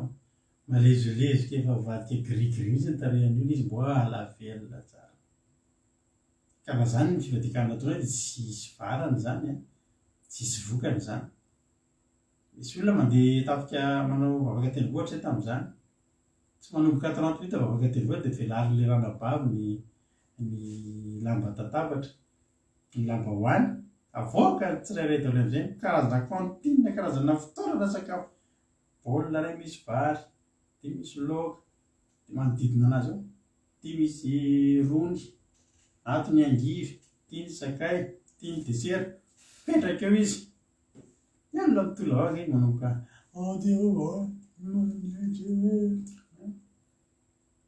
raha vo zay ihany koa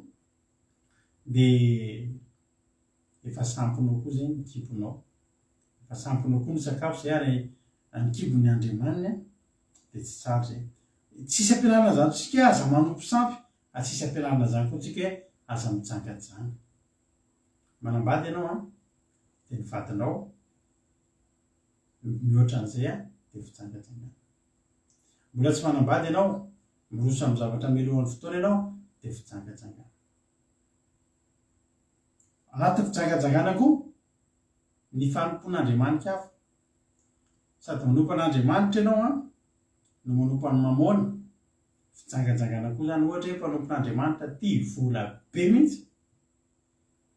dia manompo sampy ihany koa nydikan'izay manompo andriamanitra hafa mampifangaro an'andriamanitra amin'andriamanitra hafa dia mijangajanga koa tena an'andriamanitra an'izany a fa tsy hoe lehilahy sy vehivavy miaraka any nateo mijangajanga rehefa fangaronao amin'andriamanitra hafa ohatra ianao zany sady mivavaka ianao a no manao an'ireny rojorojo sy bracelet kely reny hoe mampahomby amin'ny fiainana dia mijangajanga ianao zay hoe mpivavaka ianao dia mitoky amin'ny chance dia mijery horoscope ianao alohan'ny andeha ina ho ny lazain'ny volana scorpion androany maninona ay andeha zany dia hita olona mety amiko dia tandremo aza mihinana hanina androany fa ohatra dia mamijangajanga koa ianao tsy mitoky amin'andriamanitra fa mitoky amin'ireny dia mijangajanga ihany koa ianao hoe androany ianao mivavaka dia lapitso ianao ny amin'ny mpijery karatra afaka pitso ianao ny amin'ny mpisikity tsy fantatro dia mijangajanga ihany koa ny dikan'izay mijangajanga ny dikan'izay ary raha mijangajanga isika tsy olana amin'andriamanitra mandringana fa tao amin'ny baiboly tao nisy indray andro 32 000 tonga dia indringana 23 000 zava 3 alina indray alina tonga dia ringana satria mijangajanga mpanompo sampy tonga dia tonga nomenarana tany anevitra tonga dia nanaikitra tao ny fimonomononana aoka tsy isy akafanany tompotsika takanakany olona sasany fanahy azy andiny fasivitsika izao ka maty ny menarana hoe monina ny olona monina ny olona anzany efa gitsika ny exodus 17 sy nahita rano ny olona exodus 17 andiny varokatrany fafito ile nisy an'le rano dia nangetaeta ny olona mitady rano dia nangetaeta ny olona dia isika nitorabataony Mosesy dia le niteny ny olona nanao hoe aiza ny rano e naninona izay nentina mandeha aty e ilany ady amin'izay Mosesy nahoana zay nentina nivoaka aty izy ho maty ketaeta misy ve Jehova makafanahin'i Jehova zany Nomery 5:15 mbola niteny ihany zanak'Israely efa io le nahatonga ny Andriamanitra nomena rano ary niaraka tendrombohitra ohatra izy ka nahazo lalana makany amin'ny ranomasina mena nodidina ny tany Edoma dia kivy mifanahin'ny olona noho ny lalana ary ny teny nametsin'Andriamanitra sy Mosesy ny olona ka hoe nahoana ny nentinao niakatra avy tany Egypta izay ho faty aty anefitra fa tsy misy mofo na rano aty ary mahamono aminaina ny fanahina ety ny mofomofo itony zany zany fakana fanan'andriamanitra daholo zany a ary avana malala na dia anao monomonina amin'ny fomba hitantanan'andriamanitra no fina fa maninona zao hoe natao hoe mivavaka zao misy natao hoe mivavaka misy fotoantsika mandalo olona mandalo ady zao hoe natao hoe mivavaka tena tsy azoko mihitsy reny a dia fakana fanan'andriamanitra daholo ary mahatonga menarana ina aza monomonina fa fimonomononana no tsy natonga mibetsaka indrindra tany amin'ny tany kanana tamin'ny andron'ny zanak'izay fimonomononana fotsiny tsy hoe namono olona tsy hoe nangala-bola fa ny monomonina dia tsy tonga tany amin'ny tany kanana aza monomonina aza maka fanan'andriamanitra aza miropisampy aza mitsangatsanga ny zava-rehetra mitranga rehefa tao amin'ny baiboly tao dia laza ten'andriamanitra fa fafananarina atsika izany efa nisy ny soe zany tao amin'ny baiboly tao dia anjarantsika maka fananarana ao anatin'izany hoe reto olo reto manao an'izao a zao ny zavatra nitranga dia anatra ao atsika izay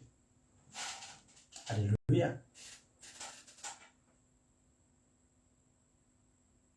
andiny faharoa ambin'ny folo ty tena zavatra ngeza be ty ary ty mihitsy tena tiako fotorana androany andiny faharoa ambin'ny folo koa izay manao azy hoe fa efa mijoro tsara daoka izy hitandrina fandrao lavo sotro sankira dia io ny idirantsika zao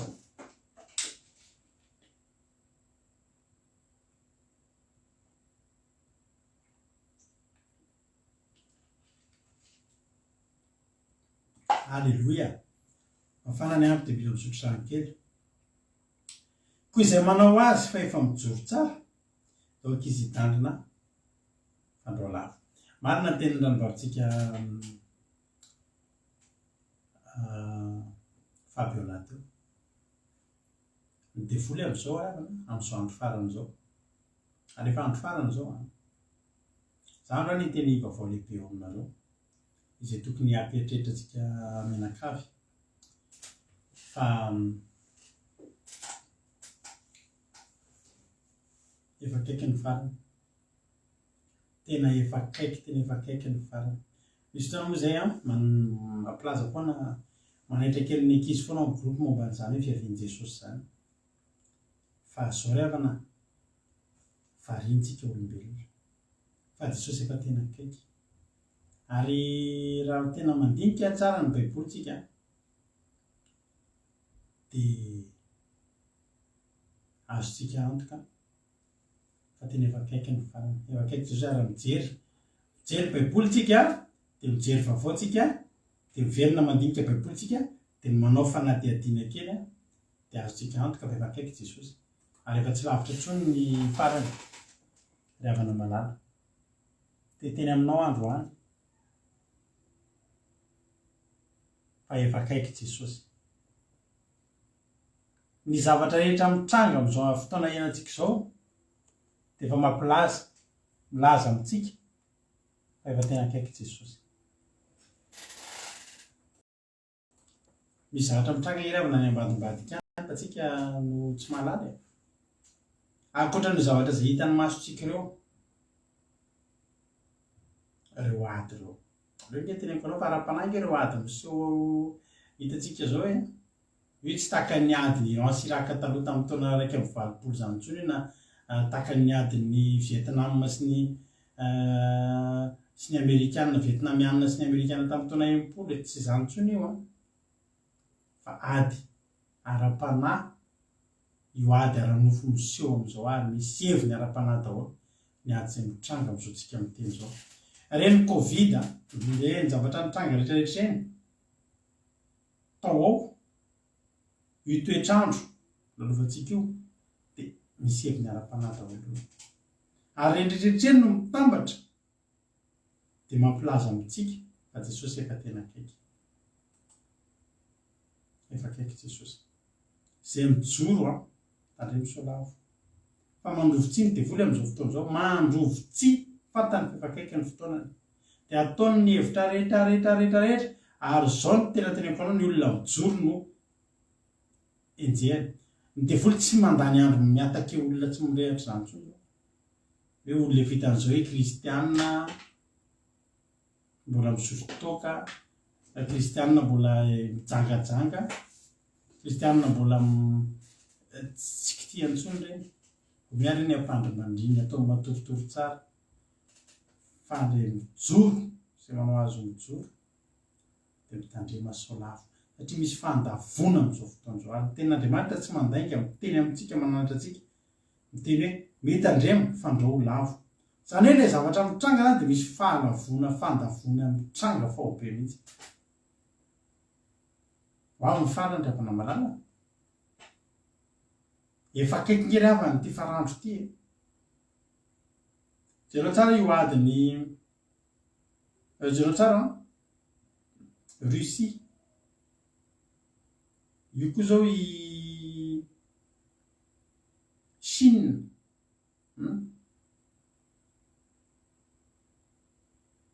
ny tena loza, tsy hoe loza fa ny tena zavatra ngeza be manamarika n'ity fiainantsika ity dia Israel vao miditra amin'ny ady. Vao Israely no miditra amin'ny ady ry havana dia tena teny aminao maromarina fa raha olona andeha vakansa ianao na andeha voyage dia tokony efa manity ny entana ianao, efa ao anaty valizy daholo ny entana, dia efa miandry ny fotoana iangana ianao. Fa rahantsika mahita ngeravana zany ao amin'izao efa manomboka mandeha ny misile ngeravana vao Iran makany Israel, fa lasa ny misile avy any Israel makany Iran ary za tena teteny aminao fa raha mbola variana amin'izao ianao tavela. Jesosy tsy niteny mihitsy hoe ny tena vary dia milaza hoe tsy misy malala ny andro, ny ora sy ny fotoana, zany hoe le hoe amin'ny firy. Zany mantsy raha mitena hoe tsy fantatrareo ny lera atongavana, tena aminareo zao hoe ho avy any za zao rapitso sady miteny amintsika ihany hoe manao teny roa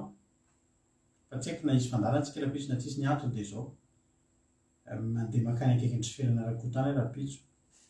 fa ny problème ny hariva mihitsy vao mandeha. Misy fotoana amin'ny asako makany Paris any, zareo makany Paris amin'ny asako dia miainga amin'ny maraina dia miverina ny hariva, rapitso nefa tsy maintsy ny hariva vao afaka miainga, dia amin'ny tetrindreo amin'ny 3 hariva miainga makaty amiko aty an-tranonay aty ampiasananay, mandeha makany amin'ny 91 zay akaiky ny zoko ferina rakotany, zay vao hiverina hody. Za zany rapitso any farafahalohany amin'ny 8 sasany any tonga any ampiasana dia manao teny roa rapitso zany hoe misy fandarina ve sa tsisy. Dia ohatr'indrindra ilay ohatra tiako tenenina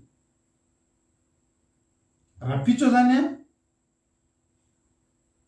tonga avy miasa, rapitso no tonga fa tsy fantatro hoe amin'ny 9 sasany ve ho avy any mihitsy ferina rakota homany ny lasopy.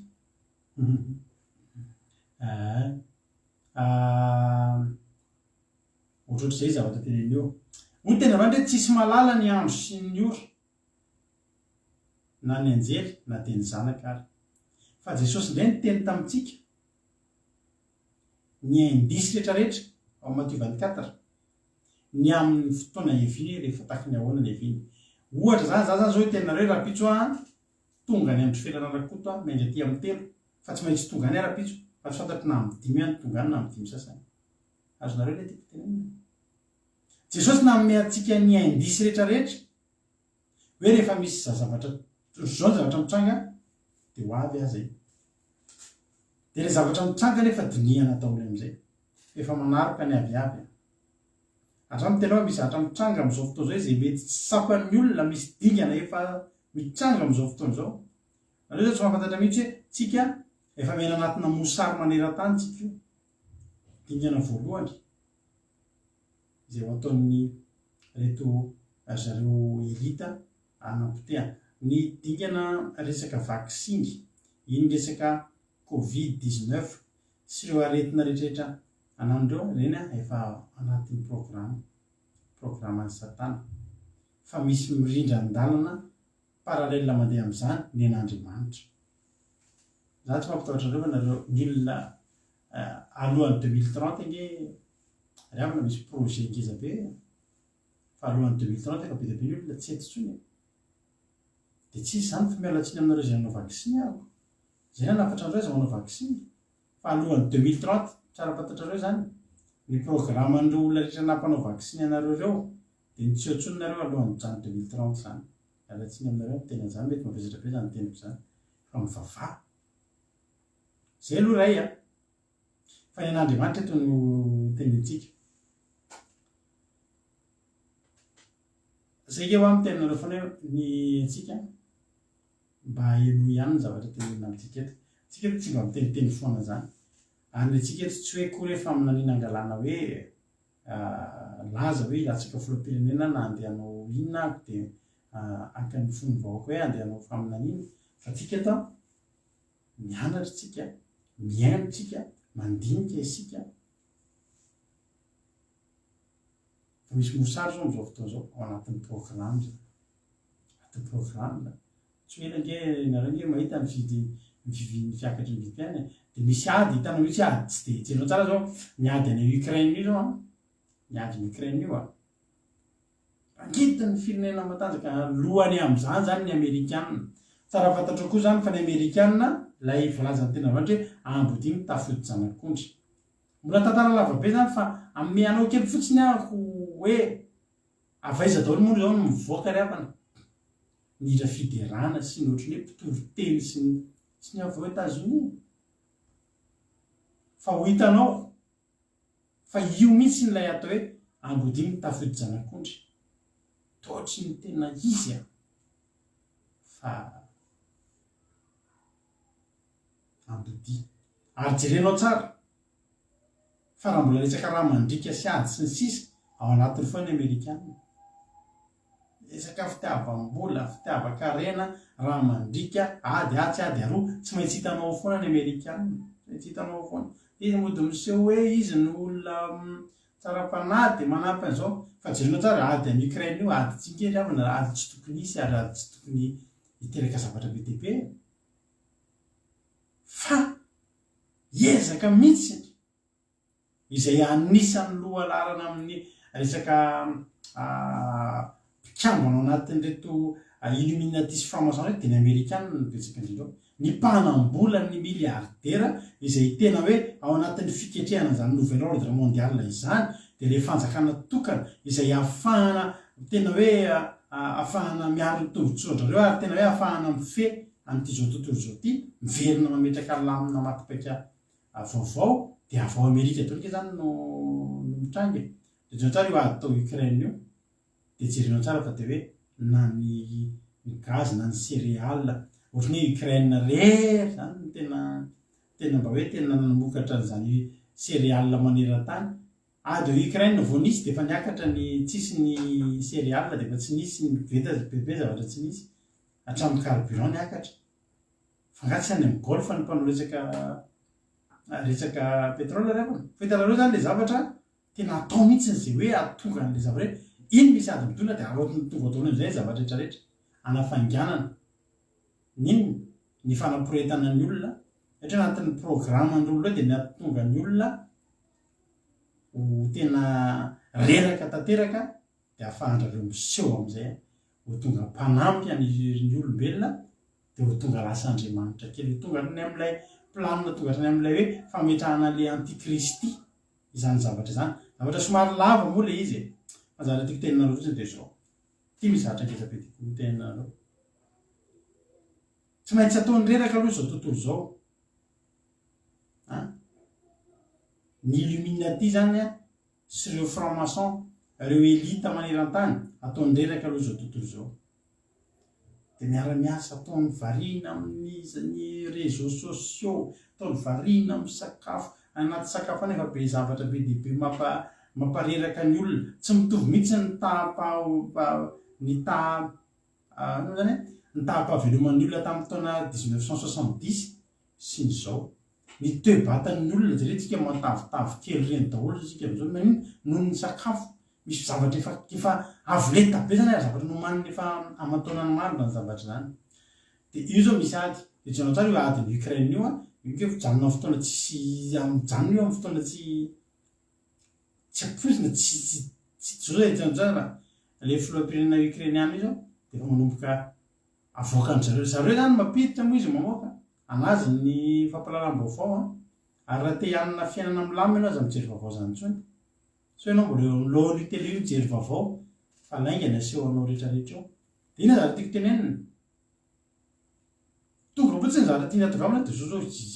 le filoam-pirenena ukrainiana ike ohatrany le zazakely ampindrisihana miady reny tiavana de aveo elan'ny mpapirisika zavatra tsy de io zao a de ampiretiny zareo reny afon'ny Chine sy Taiwan ampiretiny reny ary io a de zao tafiditra amin'ny ady ny Israelianina de za miteny anareo fa tsy azo enana ntsony ny ady eto amin'ity zao tontolo zao za zara tiako tenenareo ty misy sorisa tena sury ty a ava maro koa tsy teneniko anareo ty tao anaty fametrahana azy rehetrarehetra zay zareo a ny manam-bola taliana anao nataony a ny olona neritreretina ho manam-panata ty nanao ny ataony a ary vita amin'ny papa katolika papa François ny nametraka ny fanambadian'ny lahy sy ny lahy sy ny fanambadian'ny vavy sy ny vavy sy napiditra ny zany teo anatin'ny fiarahamonina tamin'ny alalan'ny mpitondra fivavahana na vitany mission izy a vitandray koa zany mission an'iny a zany hoe mampiakarina amin'ny tany farany ambony ny fahavetavetan'ny olona ka hoy Andriamanitra tamin'ny Sodoma sy Gomora tafapaky ety amiko ny fahotan'ny olona de zao tonga alohin'ny mosary anaty mosary tsika zao azagaky nareo tsy hoela mosahirany tsika hitady sakafo fa zany mbola anateo mbola amparizako anao hoe mivavaha fa tamin'ny mosary tao Samaria mpanompon'Andriamanitra tsy maty mosary fa velona ihany hiditra amin'ilay fanjakana fivavahana tokana ary zareo zao anomboka metraka ny fivavahana tokana io fivavahana tokana io de zao fivavahana anankiray am'izay tsy misy tsony zany hoe nareo hoe vavaka sabato nareo hoe vavaka lahady nareo hoe vavaka iny efa anteneko teo tamin'ny toroteny tamin'ny ndray andro zay mantsy izy io de zao am'izay hovidina ny andro lahady natao andro fivavahana ndray aloha zay fivavahana tokana andro tokana natao ivavahana de ny andro lahady iza no miteny andreo Jehova ve tsy Jehova fa ireo elita reo anao asina fivavahana ihany a nefa izy de voly a de ny andro alahady a no atokana ivavahana de ivoaka ny baiboly tokana izay efa nanonsen'ny papa katolika hoe Biblia 2000 ny anaran'io a de io baiboly ohatrany zao atsika zany fa izy atao mise à jour fa tsy mifanaraka amin'ny fotoana zao tsony de ny zavatra miovao a de tsisy anaran'Andriamanitra tsisy anaran'i Jehova sy Jesosy zany tsony eo fa tompo a sy ny sisa ary indrindrindrindra ny didy faevatra teo de miala ao ny sabata zany fivavahana tokana de misy a ny fahatelo a de ny ametraka ny fanjakana tokana ihany koa zareo gouvernementa tokana ary ty zavatra tsara fantatrareo amin'ny 13 septembre hatramin'ny 27 septembre ho avy zao de izy fivoriana ngeza be mihitsy ao a États-Unis ao de ho tonga ao daholy ireo vondrona rehetrarehetra vondrony mpanambola vondrony manam-pahaizana vondrona mampikambana ny elita eto amin'izao tontolo zao de io zavatra io ho avy ohatra zareo iresaka momba ny resaka fahasalamana ny tena mody tanjona amin'io ary anisan'ny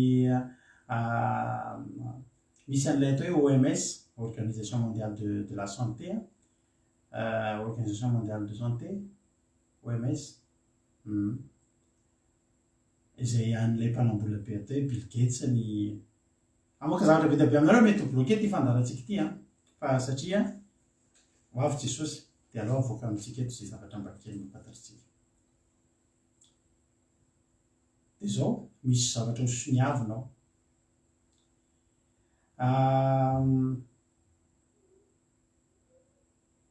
no ilay hoe resaka aretina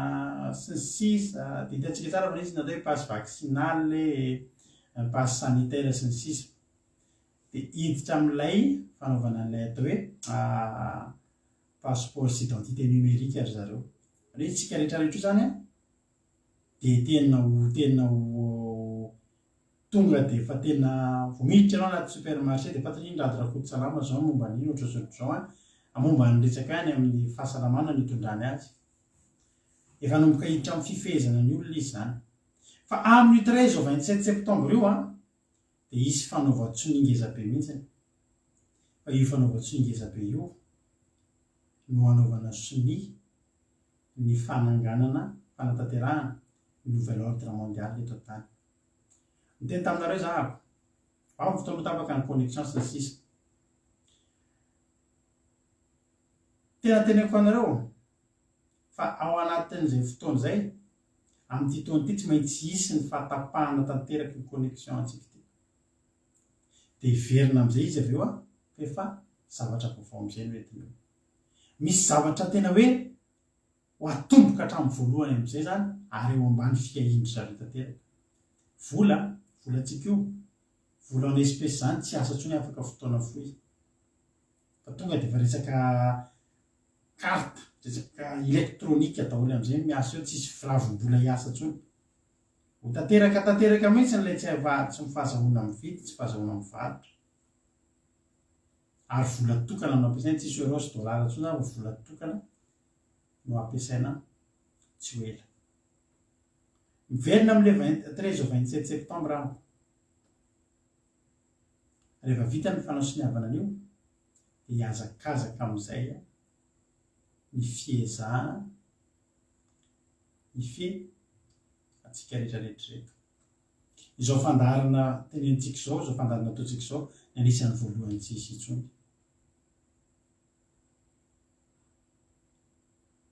jesosy ry havana rehefa dinihana ny baiboly de ny andro fiaviany jesosy de tsy amin'ny andro ririny ny fiaviany jesosy tsy amin'ny andro mamay fa ny eo anelanelany ary raha tena amin'ny fandinihana baiboly de any anaty automne any ny tena mety ho fahatongavan'i jesosy raha ny toetrandrotsika eto andafy zany hoe sady zao ete mafana be zao tsy hiver fa eo anelanelany any eo amin'ny septembre octobre novembre raha ny fandinihana akory tsy miteny amin'ny 2022 ty zany fa raha ny fandinihana ny baiboly nefa ndray rehefa mandinika ny zavatra mitranga ianareo hoe aloha malala hoe am'izao fotoana zao mihodina be mitsotra ny taloha ny tany fa jerenareo amin'ny google de hoe mihodina be tsy honono zany tsika le mahatsapa hoe ohatra vetivety kely ny fotoana de mandeha fa naza mihitsy ny mahita am'izao fotoana zao fa ny fiodin'ny tany lasa mihodina mafimafy ary mivoamarina ny tenin'Andriamanitra hoe ho afainganina izany ny tenin'Andriamanitra sao tsisy nofo ho voavonjy lava be hitatra be fandalantsika raha ho tenenina daholo ny zavatra rehetra zay mba mety kely mba fantatra fa ny zavatra tiako atongavana de zao ho ny tena zany zay efa mijoro tsara daoka izy hitana ndao falavo manao na fijoroanao zao jesosy efa akaiky ary raha ny faminanana ninan'io a de betsaka ny zavatra mety mampitombona fa possible jesosy tombo fantanina mipetraka amintsika zany mbola hanao réveillon ve tsika ho an'izay vady ampakarina mbola hanao réveillon eto amin'ity tany ty ve tsika amin'ity toany ty tsy fantatra fa ny zavatra tiako tenenanao de zao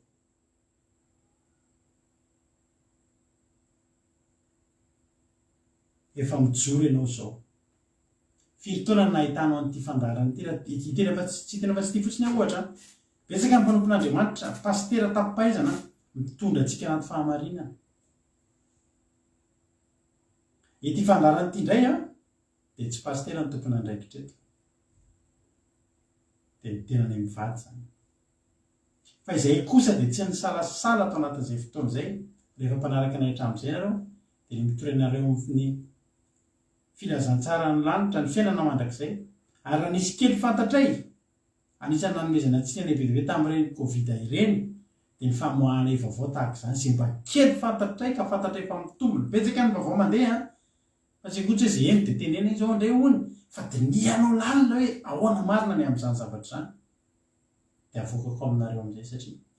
iza moa ny amoahana an'izany fa tsy nareo mba mino eto ry havana malala ho avy Jesosy tandray manao solavo amin'izao andro faran'izao efa akaiky efa tena akaiky ary tatoato raha ho anay eto amin'ny fandaharan-dranokoy izao no lazaina anao dia izao betsaka ny fahitana efa hita betsaka ny zavatra efa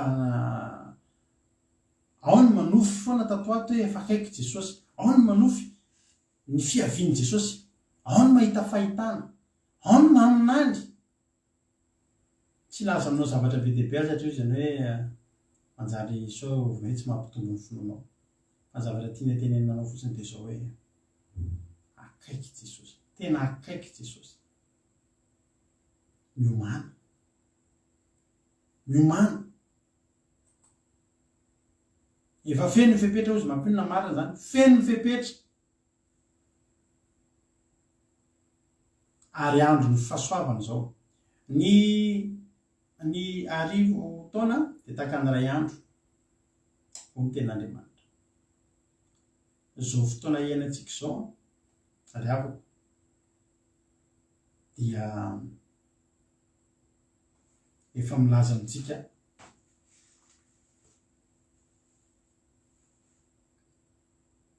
raha tahaka ny arivo taona ny ray andro nanomboka teo amin'ny Noa azafady teo amin'ny Adamo hatramin'ny Noa dia 2 arivo taona 2 andro zany zay nanomboka teo amin'ny Noa hatramin'ny Jesosy 2 arivo taona 4 arivo taona zay 4 andro zay ary zao ny zavatra rehetra ataon'Andriamanitra dia mitsahatra eo amin'ny andro 7 nanomboka teo amin'ny Jesosy hatramin'ny taona 2000 2 arivo taona 9 arivo taona zay 9 andro zay zany hoe siko izany dia efa manitsaka ny 7 andro dia ny 7 arivo taona azonao re tsara tiky tena averiko any raha misy afaka mandray noty kely eo mba hoen'ny olona nanomboka tamin'ny Adama hatramin'ny Noa ny atao hoe 2 arivo taona nanomboka teo amin'ny Noa hatramin'ny Jesosy ny 2 arivo taona fandroany 4 arivo zay ary mahatonga antsika hoe année 2000 dia 2000 taona 2 arivo taona taoriananjy nanomboka teo amin'ny Jesosy ny compte ny taona voalohany hatramin'ny taona 2000 zany ary tombona nge ny ahiahan'olona reo ho avy Jesosy amin'ny taona 2000 zay zao tsy samy sotoka tamin'ny réveillon 99 satria ho avy Jesosy fa 9 arivo taona zany hoe manomboka tamin'ny 2000 mahatonga zao tsika 2022 zany efa manitsaka ny 7 andro tsika efa ny 7 arivo taona zany zao 7 arivo taona ny 2 arivo taona manaraka ny iainantsika fa tsy misy tsony ny 9 arivo taona Andriamanitra mitsahatra eo amin'ny andro 7 ary Jesosy Kristy raha nitsangana tamin'ny maty izy tamin'ny andro 7 tsisy niterana mihitsy tamin'ny 9 mana izy vao nitsangana tamin'ny 4 fa ny atao hoe andro 7 dia manomboka amin'ny 12 alina pile ka teteny aminao manao hoe zao fotoana iainantsika zao ry havana prolongation sisy zao afaka tonga Jesosy tamin'ny 2000 mahery 2 minitra satria efa andro 7 afaka tonga Jesosy tamin'ny 2010 afaka tonga Jesosy tamin'ny 2020 fa tadidio fa tena mitombona fa Jesosy mbola nifona ho an'izao tontolo zao ary mbola misy olona ny andrasana atao aza dininao fa misy 144 000 andrasana hiakatra reo 144 000 reo tsy tsika olona rehetrarehetra fa ny jiosy reo feno reo 144 000 reo toga vita ny farany tsy fantatsika firy zao zany olona zany amin'izao fotoana zao ry havana za tena teteny aminao androany satroko tehiditso anatin'ny fonao ao dia andresy lahatrinao hoe aza mety aladalatsony miomana efa niafy ohatr'izay ianao miazakazaka ohatr'izay ianao aza mimotra tsony fa efa akaiky ny farany ity taona iainantsika ity 2022 dia misy roa anankitelo roa 2022 dia milaza ny isa enina zay isa enina tsy fatanterahana ary tsy maintsy ho tanterahanyireo daholo amin'ity 2022 ity ny tsy fatanterahany rehetrarehetra ny planina rehetrarehetra dia ho tanterahany amin'ity 2022 ity tadidio anefa ry avana fa tsika zay rehetrarehetra manam-paniriana sy manam-panantenana andeha hiakatra dia tsy ho tratran'ireo amin'izany loza matsiravina zany za tena mitendry izy ka hipoka troisième guerre mondiale io amin'ny anaran'izao tsika efa tsy eto intsony karaha izany jerena mbola mety isy 5 taona be ravana raha ianao mahita ny zavatra mitranga amin'izao fotoana zao mbola eritreretra izy ka isy 5 taona zao zavatra zao ko tsy aloako lavitra mieritreritra tsika mieritreritra hoe manana tahotra fa ho avy Jesosy amin'ity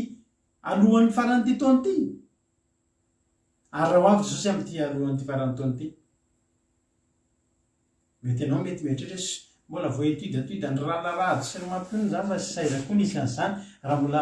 misy pastera zay tena mbola any amin'ny 50 taona any Jesosy vao tonga izy dia raha vo 50 taona Jesosy vao tonga dia tsy maintsy izao ny zavatra ehetretsika mbola misy fotoana zany nangapa aloha za mba olombelona ihany fa raha tenenitsika hoe androany alina Jesosy ny tonga zao dia zao anao dia miantso ny havanao sy ny namanao rehetra izay manana alahelo aminao dia ifamela amin'ireo misy rahalahy zay mpiara-bavaka taminay taloha narary izy fa tena ndray andro izy nandritra ny herinandro nandeha nitety fianakaviana voatetiny any ambanivohitra lavitra ny fianakaviana rehetrarehetra dia niara-ny sakafo tamin'ireny izy dia nifamela tamin'ireny ny herinandro taoriny an'iny maty izy raha fantaritsika fa ho avy Jesosy androany ataontsika izay mety rehetrarehetra za nefa zao mitena anao an'izany zavatra rehetrarehetra teneniko anao zany za tsy hamoaka an'izany eto mamenatra kely fa zany raha zavatra tsy hitombona no teneniny na iverinao fa moramora ny mamoaka zavatra be dia be ohatra zany nefa zavatra tsisy dika fa za samy mamoaka an'izany tsy menatra mamoaka an'izany dia aloha za ho tsaraina amin'izany aloha zay mivady ho tsaraina amin'izany rehefa nyrinany fa zao tiana ianareo ary mifandray amin'ny tontolo tentsika androany ity hoe zay manao azy efa mijoro tsara toka izy hitandrina fandrao lavo fotoana ny fanamboleny devoly zao fotoana tena fisotomany devoly faraparany zao zay azo ny atao raha misy pastera meno an'ity fandarana ataoko ity androany mitandremisika fa rehefa tsy azony any amin'ny voly ianao pastera mety ho azony any amin'ny vehivavy ianao mety ho azony any amin'ny voninahitra ianao mety ho azony any amina karazana fakapana hafama tsy pastera izy na izay tsika rehetrarehetra zay tao anatin'izay ho avy zao ao anaty vakansa tsika zao za miteny anareo mandehana vakansa zay koa ary zao andeha amin'ny zoma zao tsika ny farany misy indépendaranty dia amin'ny 1er septembre indray tsika vao misy raka misy 1er septembre io koa manomboka amin'ny miditra miasa antsika misy ny ato dia tena hakaina kely aloha reradreraka ny vatana ny reradreraka ny fanatsy reraka ary mitenareo hoe mangala vakansa fa tandreminareo miara-panahynareo ny ampafanareo vakansa inona moa tiana tenena amin'izany ny fahamasinanareo aza vela milatsaka eny amboniny eny amin'ny moron-dranomasina eny fa tsy hoe miboridana ny vazaha dia miboridana koa nareo ry havana aza diny fa manana faniriana hitsenan'i Jesosy ny ianareo nareo tsy manana faniriana an'izany ry havana zay ny tiako tenina amile aza atao maka vakansa ny ara-panahy tadidio foana mandrakariva azanak'Andriamanitra ianao na dia tsisy aza ny fandarantsika manomboka amin'ny latsiny enerina zany satria vao vita sabata isika amin'ny sabata zao dia tsy hoentsony izay menakavy kely aloha mandritra ny tapabolana tsy hoentsony izay fa mba maka-rivotra kely zay fa ianareo isika rehetrarehetra dia samy atadidy sy atsiaro fa ny vatantsika mandeha vakansa fa ny ara-panahintsika miomana hitsenan'i Jesosy eny amin'ny raon'andro ary ho anareo izay efa manao efa mijoro tsara mampahirika ravana ny fiverenana amin'Andriamanitra kely ravana rehefa mialo atsika sarotra ka tandremo vakansa kely herinandro atram'izay anao tsy nandeha vakansa mirehatra tsara ry mba tahiny tompo am'izay anao tamin'ity taonjany mba andeha vakansa de inona nataonao voalohany 2 pièces kely mihitsy le maillot anaovanao raha matoery amin'ny hitany vahoaka ery de manao selfie ny olona manao story de ianao koa manao satria vakansa ny andro fa raha tonga amin'ny vakansa jesosy de hoaizy ianao de konina ve ianao mpanompon'andriamanitra ianao de nalahy ianao na vavy de maillot de bain anaovanao ery anisan'izay antsy zay fotsiny fa anisan'izay teneniko zay anisan'izay mivavafoana miambena raha manao zinareo zay manao zay mijoro tsara tandre misolavo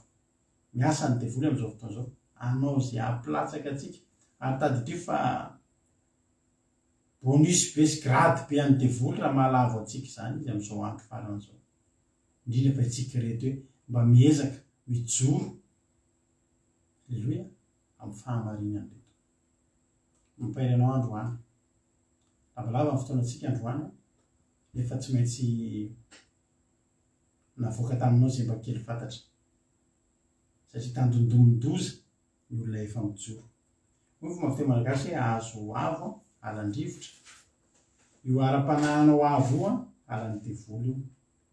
fa na alany io na tsy alany hoy tena vantatra ny toena amin'ny 2020 manana ko azy le Korintianina voalohany toko fahafolony 2020 tsy misy fakapanahy azo nareo fa tsy zay zakan'olombelona nefa matoky andriamanitra ka tsy hamelanareo alay-panahy mihoatra noho zay zakanareo fa momba ny fakapanahy de asiany lalana afahanareo koa mba hazakanareo an'izany ny fakapanahy tsy navelan'andriamanitra izy fakapanahy mihoatra noho zay zakatsika zany zany hoe tiana tenina am'izany io fakapanahy nandalo teo aloha hoe tokony ho zakanao io fa ianao no tsy mitandrina ary tsy ho avelan'andriamanitra zany nao je tsara ny profo fa tian'andriamanitra io misy zavatra raha tsy tianao atao avelan'andriamanitra lalana foana ianao tsy mety tonga am'izany satria tianao jesosy tsy fotoana tokony hiverenanao lalina tsoa zao am'izao sika tena hihira androany hoe aza miova miorena tsara akaiky jesosy mino fa vorainareo zay afatra zay mety betsaka ny zavatra teneko teto ny zahako nefa niteny zavatra foy mba tonga an'izy voarainareo 13 au 27 septembre ny fanasoniavana ny fametrahana ny nouvel ordre mondial izy tsy teny an'izany amin'eo vaovao mody zavatra hafa ny ataony eo mody zavatra hafa ny soniavana eo mety mody resaka tontolo iainana mody mety resaka aretina fa tadidio zay teniko zay hoe izy fionana be any États-Unis du 13 au 27 septembre de am'izay ho tadidinao zavatra ny teneniko hoe io le izy na inona mody titre ataony eo mety mody manasony eo mba tontolo iainana andao hiaro ny tontolo iainana tsika andao hiaro ny fahasalamana de tonga daholo karazana olona ambony tonga ao anatin'io de tadidio ny teniko fa io le izy io riavana tianao jesosy aireza atsika mba samy ezaka mba hifanketeny amin'ny raha lanitra tsy hoely tonga jesosy makany azy fa tonga de misaritaka eto amin'ity zao tontolo zao ty ary tafajanona am'izany ny atao olona mijaly fa lasa ny fanamasina lasa ny fahasoavana tsisy ninona mijanona tsony eto fa tsy ny devoly ary de tena sahirana tsisy an'izany eto ambavaka izany tsony tsisy an'izany andeha andoaly kivavaka tsisy an'izany tsony fa tonga de efa ny devoly am'izay mivahana to de manjaka eto manao zay tiany atao sakay devoly tianao zavatra zay tiany atao fa mbola eo mifanamasina miaro atsika mbola eo mifanan'andriamanitra miaro atsika rahafany mbola misy anjely nge manodidina atsika fa am'izany fotoana zany na ny anjely ary tonga de lasa daholo am'izay miakatra zay tafajany eto zany de veloma mieza miorena tsara aza miova samita iny tompontsika mianakavy amen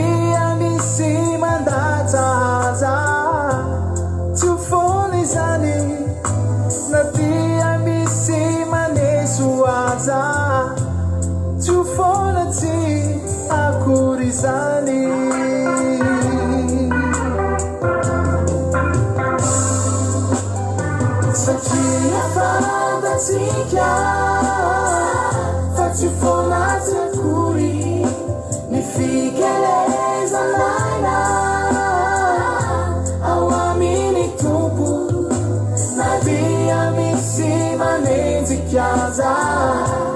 tsy fony zany na dia misy mandatsaza tsy fony zany na dia misy maneso aza tsy fonatsy akory zany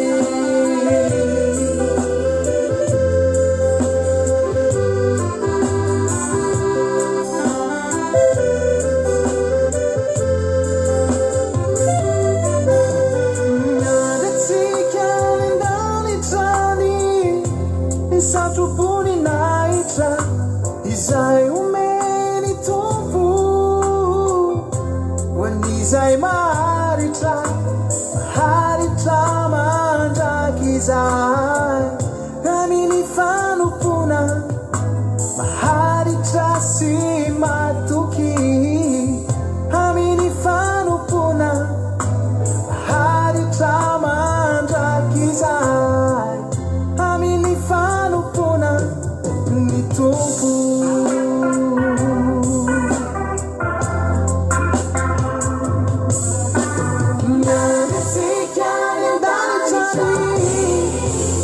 Satuguni naitra izay umeny tompo when izay maharitra mandraky izay amin'ny fanompona maharitra sy matoky amin'ny fanompona maharitra mandraky izay amin'ny fanompona ny tompo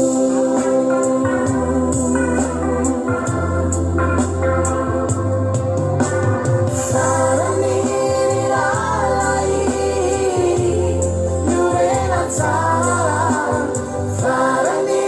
ry anabavy niorena tsara haza miova maefabe amin'ny asany tompo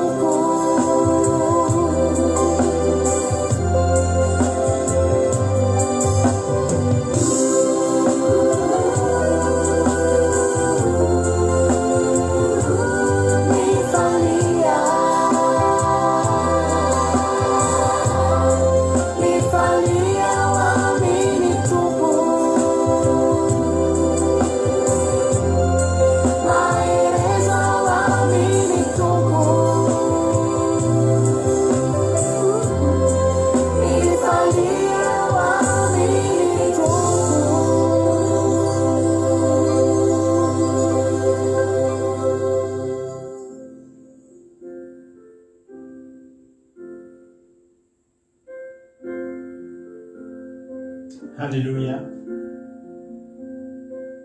Raha antsika vavaka izany toriteny izany ny avana malala dia hiara hitenitsika manao hoe tahio a Jesosy mba tsy ho lavo arovy a Jesosy mba tsy ho lavo re sotran'Andriamanitra tsika ny amin'ny efa nampijorony antsika hatramin'izay nampijorony anao hatramin'izay fa mbola angatakatsika hoe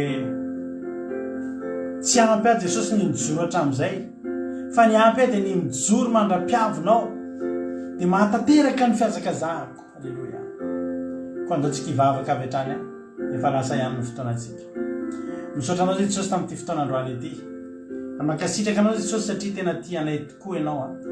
ary tena nandefa hafatra tamin'ny tetondray ianao androany ezaka izay Jesosy hijoro tehirizo izay Jesosy fa tsy mahatahily ny tenanay zay tano mafy fa tsy mahatananao Jesosy angataka tsoa amin'ity androany ity hoe nizaniza nandrean'izany toloteny zany izy androany dia anao omba sy tantana zany olona izany tehirizo rehetra tonga eto androany azavelanao misy tafaverin-dalana azavelanao misy tafiana aminao ntsony Jesosy fa tena andro farany zao efa mety volana sisa no isainay Jesosy tsy fantatray zany fa zay mahatsapa hoe efa kaiky zany Jesosy ary ianao manam-pirofo aminay manome anay tolotsaina miteny aminay manoro anay fa tena efa kaiky ianao io reto mpanomponao tsy isy na de ray aza Jesosy ka hovary indrina tsy misy na de ray aza ka hovariana fa samy ambona amizay fa ho avy ianao sotra Jesosy malala jereo zay mety mbola matoritory am'izao fotoana zao jereo zay mbola mety mangozoozo anjory tsara fa ianao ny vatolampinay Jesosy ianao ny vatolampinay dia taio zay arovy amin'ny fomba rehetra arovy fa mpanomponao arovy fa te ahitanao te hiakatra Jesosy arovy mba ho tafakatra mba ho tafajoro sotrany amin'reto mpanomponao izay mba nieno izay mba fananarana sy fampianarana teto foana hatramin'izay tehirizo ireo Jesosy taka ny tehirizanao ny mpianatra dia tehirizo zay tsirairay avy mba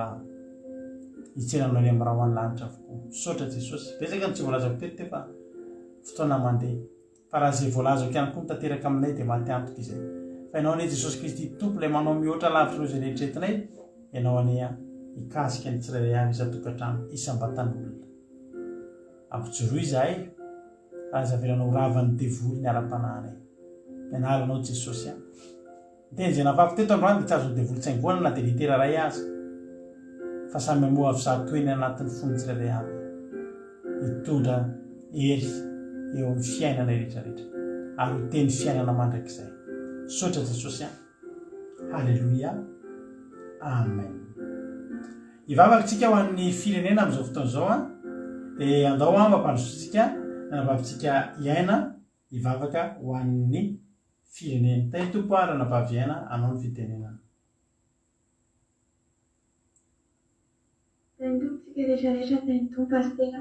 mbola hiaraka hivavaka ny firenena sy hamarana ny fotoana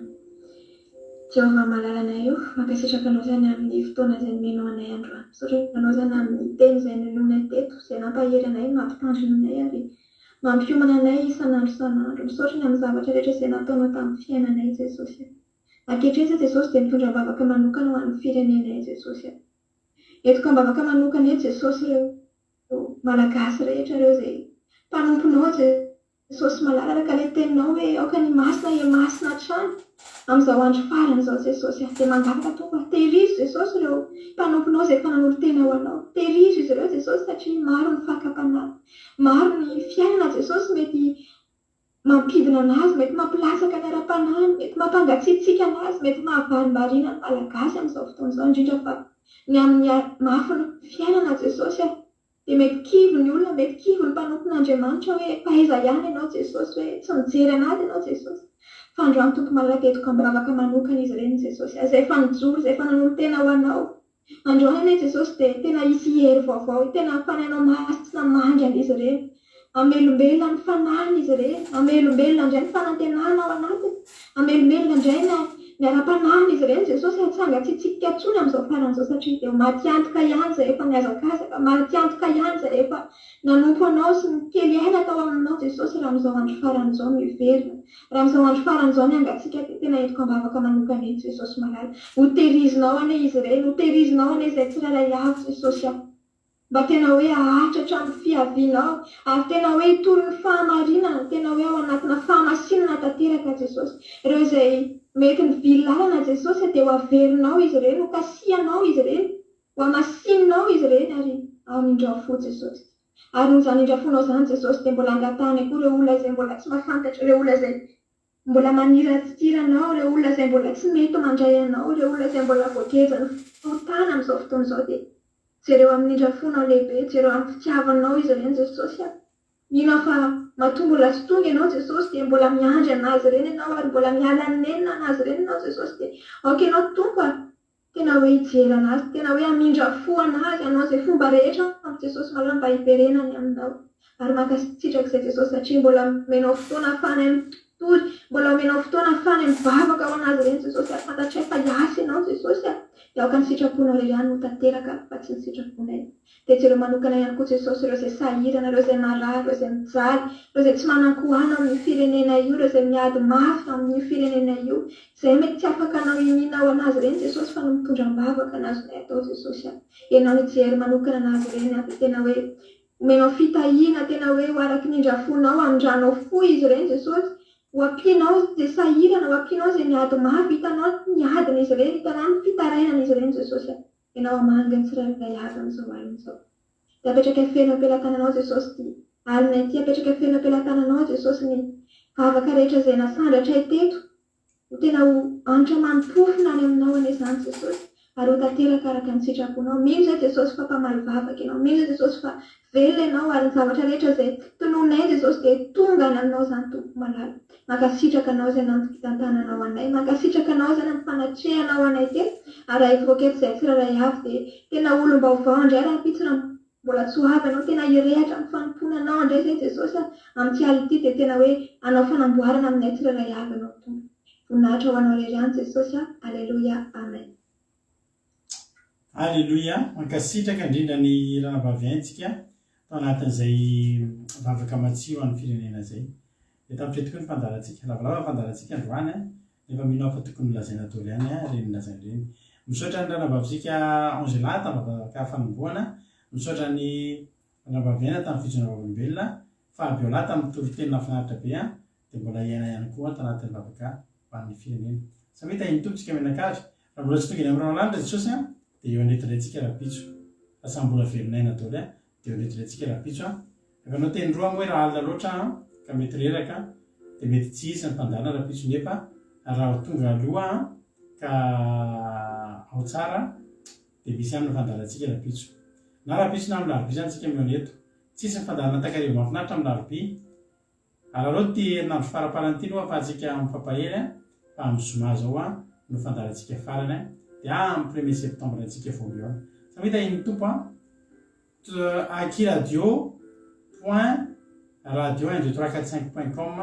akiradio.radio12345.com afahanao miaino ny ojapeo akiradio mandeha foana andro manalina misy toloteny izy keny adiny telo am'ray amin'ny efatra fito amin'ny folo maraina am'ray amin'ny efatra amin'ny fito arivo samita iny tompo mahereza daholo manoloka mametsika tsirairay avy amen